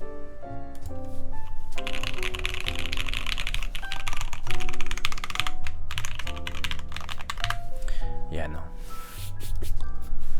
Thanks for building my Rekt1800. Oh wait, that's you? Oh, didn't even realize. Well, congrats. You have two nice little boards. Well, not so little, but yeah. Didn't even realize. SP Stars have been great thus far. Yeah, I've heard the linears are really good too. I haven't tried the linears yet. I do have a bunch of the SP Star Polaris Gray. I think they're the white and gray ones. I have some of those that I still need to try. But I heard they're good. So definitely want to try those out.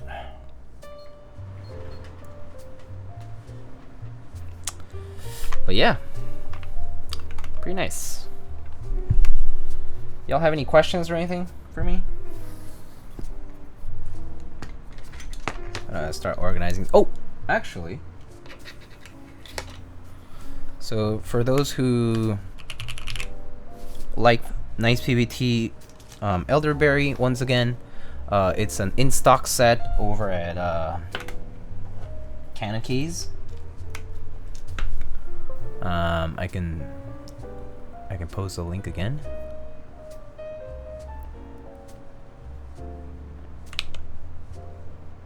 I lost the link. Oh, here it is.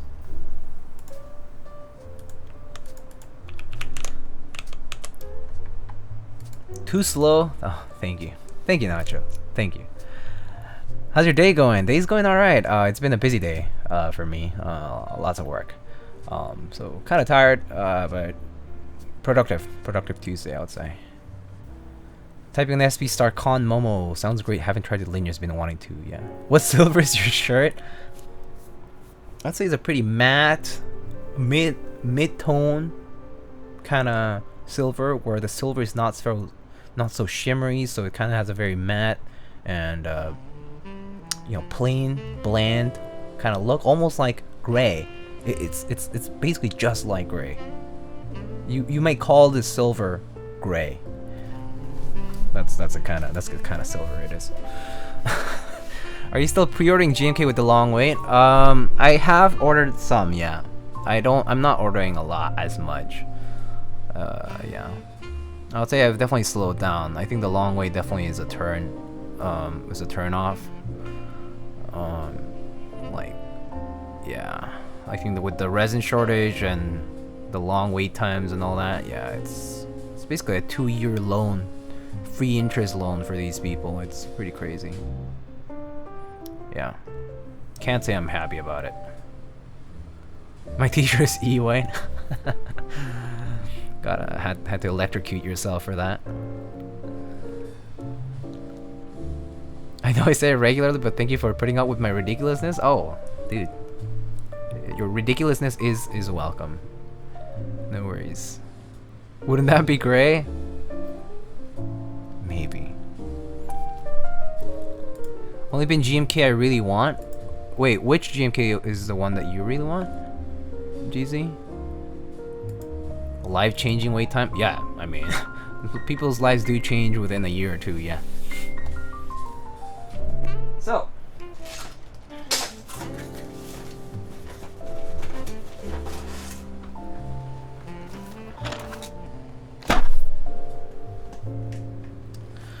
What's your advice for people who do their first build? I have suggested some recommendations, but number one tip to give you is to take your time.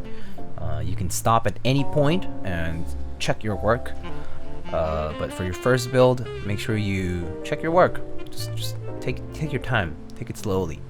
There's a lot of resources out there, and you can always stop in the middle and ask yourself, am I doing this right? So take it easy, take it slowly, and you know, give it a go. Don't be too scared to try your first build. I think it's not very hard. It's time consuming the first time though. I remember the first time I built, like, you know, right now I'm building keywords in 2 or 3 hours. I mean, if I'm actually off stream, it's probably even shorter.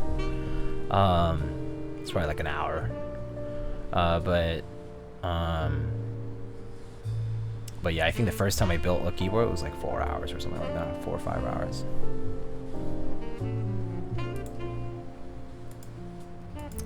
Do you see the PH set running on DCS? Yeah, I saw the porn ups. Yeah, the DCS incognito. Yeah, it was supposed to be GMK, but they switched it to DCS for shorter wait times. Yeah. Still waiting for my GH60s. Joe, waiting for GH60s is like waiting for Hyperfuse round 1 or Toxic or Raindrop or... There's a laundry list of these things, right?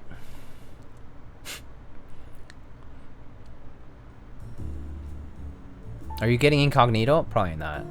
It's not my... It's not the kind of set I need. I also have GMK Lux, so I pretty much have that specific type of set already, like the same colors and stuff. So yeah, I'm for sure getting it. Oh, cool. Mech 27 Rukia. Yeah, there's a lot. There's a lot. All right.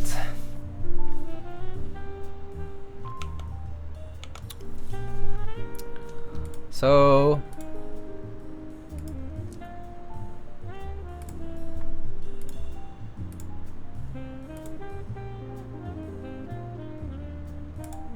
how does this work?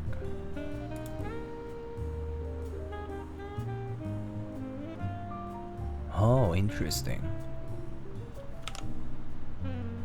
Huh.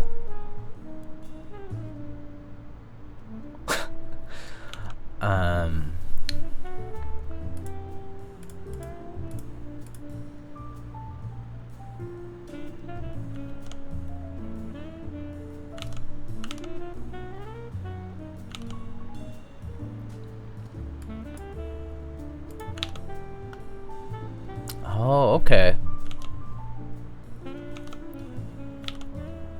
All right, let's give this a try.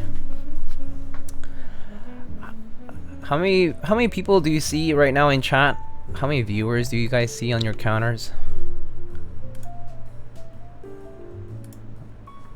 See 190, 184. Okay, 184. Let's just say 200. I think that's fine.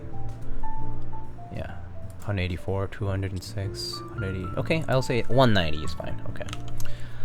All right. So this is an interesting method. Don't say anything. Don't say any numbers. Don't say any numbers. Stop saying numbers. So there is a feature on the giveaway here where you can. Oh, actually, you know what I'm gonna do? I think that's probably better. Okay, reset eligibility.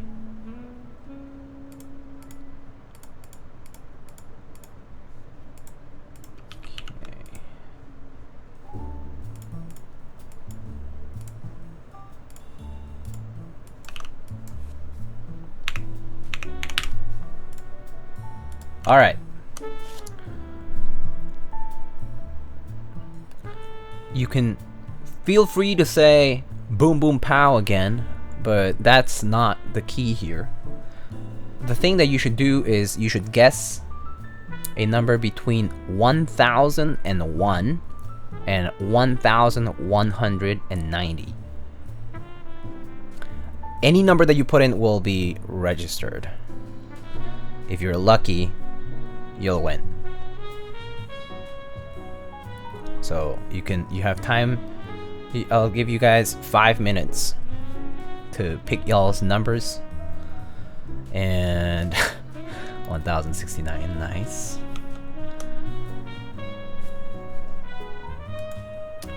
So yeah, good luck. And of course, if you're curious as to what is being given away, it's this. It's the CannonKeys nice PBT elderberry set with a nice backspace peak over here.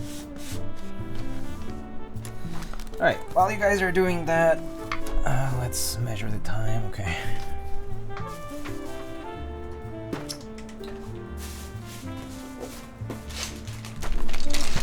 I'm gonna organize these bad boys.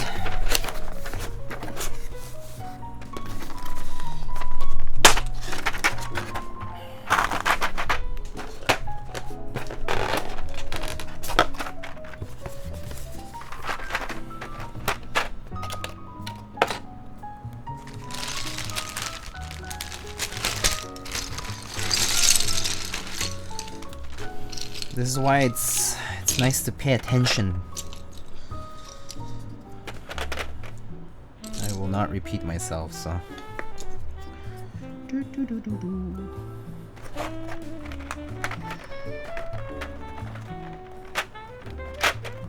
How does it prevent multiple entries? Good question. Actually, I'm not sure, but I think it probably might take the first one to have entered the number.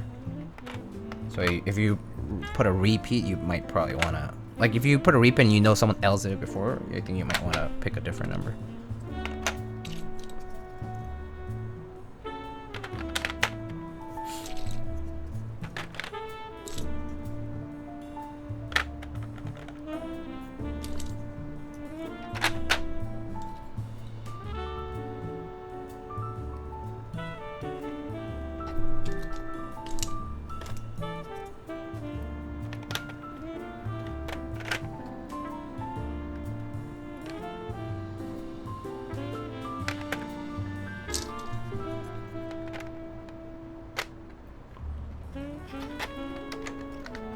Yeah, I would guess time entered is likely the way it's done.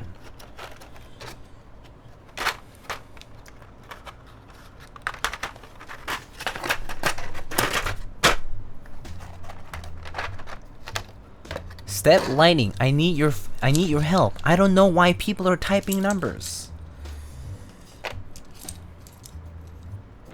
So that you can. It's because you haven't done your math homework. And you should pay more attention in class. JK. Alright, let's see.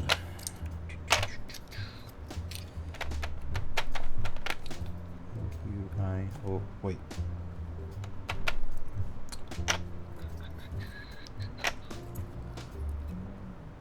Chippy, hello, nice build, thanks. How are you?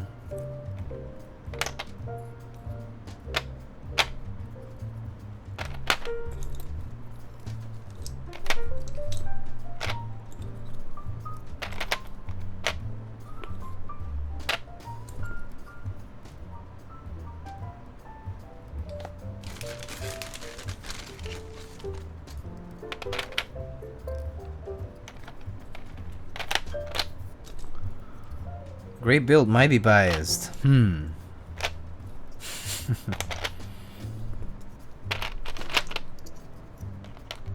Once again, thank you so much to CannonKeys for sharing these 2 key sets. I hope that whoever is lucky enjoys them. But once again, thank you for sending these out for me to check out, and I hope y'all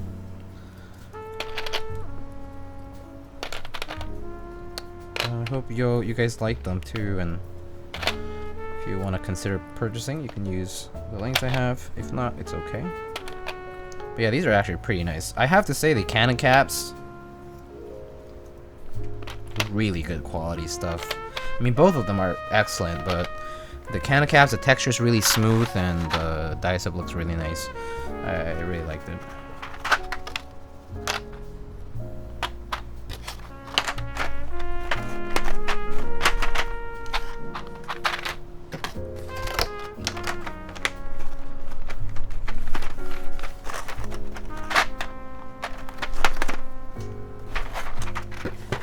Alrighty. I think I'm done organizing these. Yep.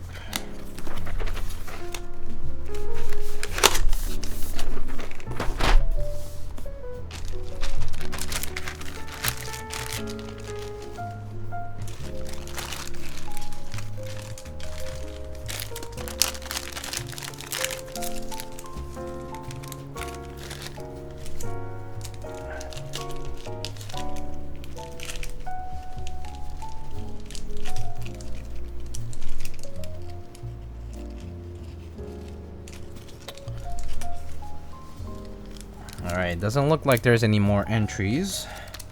I'll repeat it verbally just for those who might have missed a chance. But if you would like to enter for this particular set down here, you will want to enter a number between 1001 and 1190. And yeah, that's all you have to do. For Con US people, I'll cover. And for international, I will ask you if you could contribute towards shipping fees. But it is open to everybody.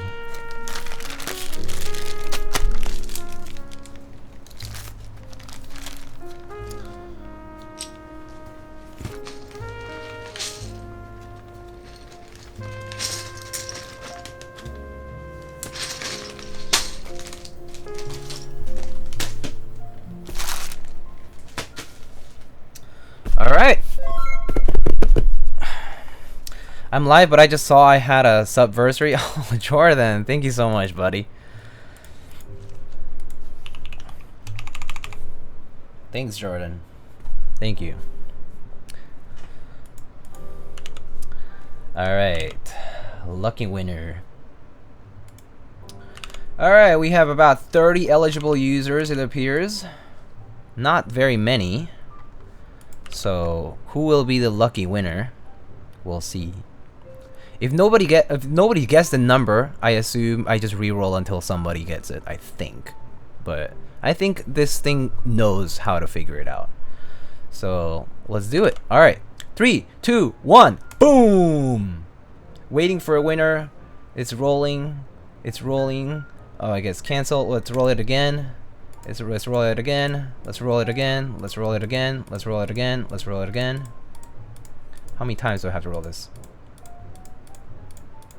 How many times until I hit something? Oh my god. Wow. My RNG is this bad? I didn't know my RNG was this bad. Wow. My RNG is absolutely hideous.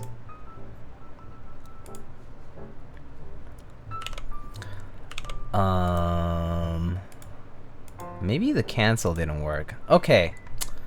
I think I fucked it up. Okay. That's too bad. Alright.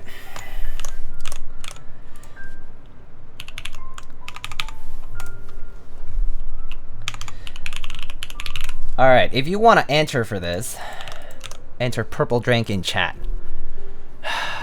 Damn it. I fucked it up. Purple drink. I'll give it 1 minute. So I'm sorry for those who thought they had a better chance. You have 1 minute. Did the bot crash? I think it just didn't find a winner. And I think I was supposed to do something, but I don't know. I was just testing it out. Alright. I'll give it until it hits the 45-second mark here on my clock.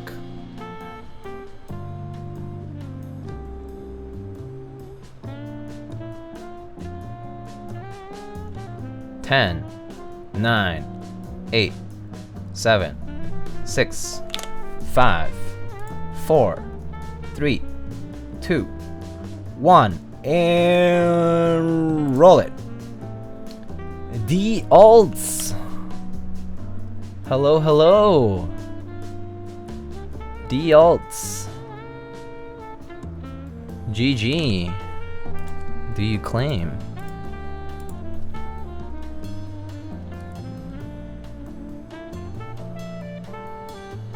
You're supposed to roll it and wait till someone guessed it. Yeah, I think that was it. I see now. I see. I think that's right, yeah. Yo, Diego says Diels. Diels, congratulations. Do you claim? Yes. I didn't even ask, but okay, yes. Alright. Congratulations once again. DM me here on Twitch and also on my Discord if you are in it. If you're not, DM me at least here, but I'll coordinate with you for information. I'll send you a form to fill out and we'll go from there. Okay? Alright, well, thank you for participating, and once again, many thanks to CannonKeys for sending these sweet sets out. And of course, I'm glad that these are going to people who have been around in chat for a while and who I hope will enjoy these. Yeah, I hope you guys will like these. I think DJ Ben X New York City, I think, was the first winner, and Dielt's the second one. But again, congrats.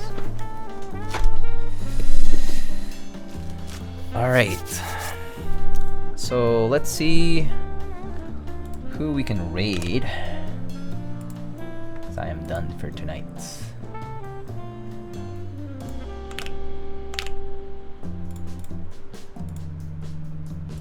Once again, thank you for the people who subbed, and thank you to all the raiders who came by during the stream. And let's check out who's currently live.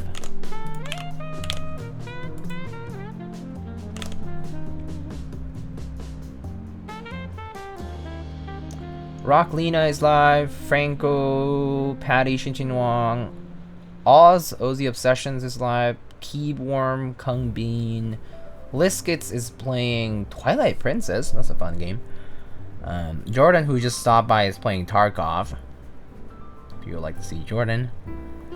Apologies is doing a Matrix build. No Kibo.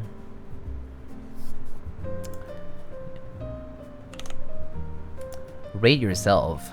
Can't do that, so. Great stream, thank you. Let's see.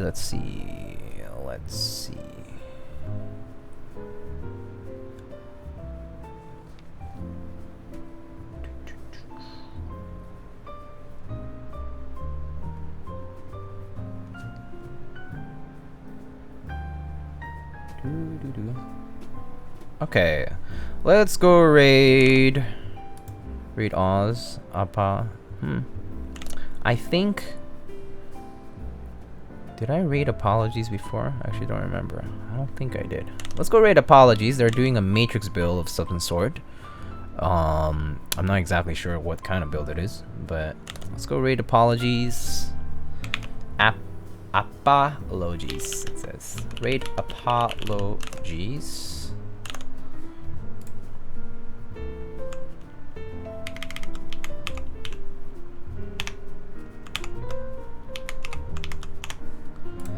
Alright.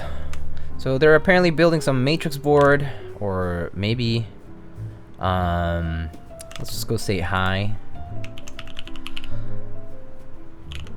I assume Appa is supposed to, I think it's supposed to be, is it supposed to be dad in Korean? I don't know, but if they know what it means, I'll say lightning raid tell us an Appa joke.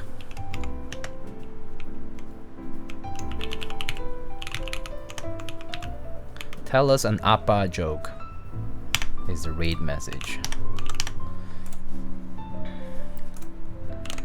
Alright, once again, thank you everybody for stopping by. Thank you again for all the raiders who stayed and had fun here.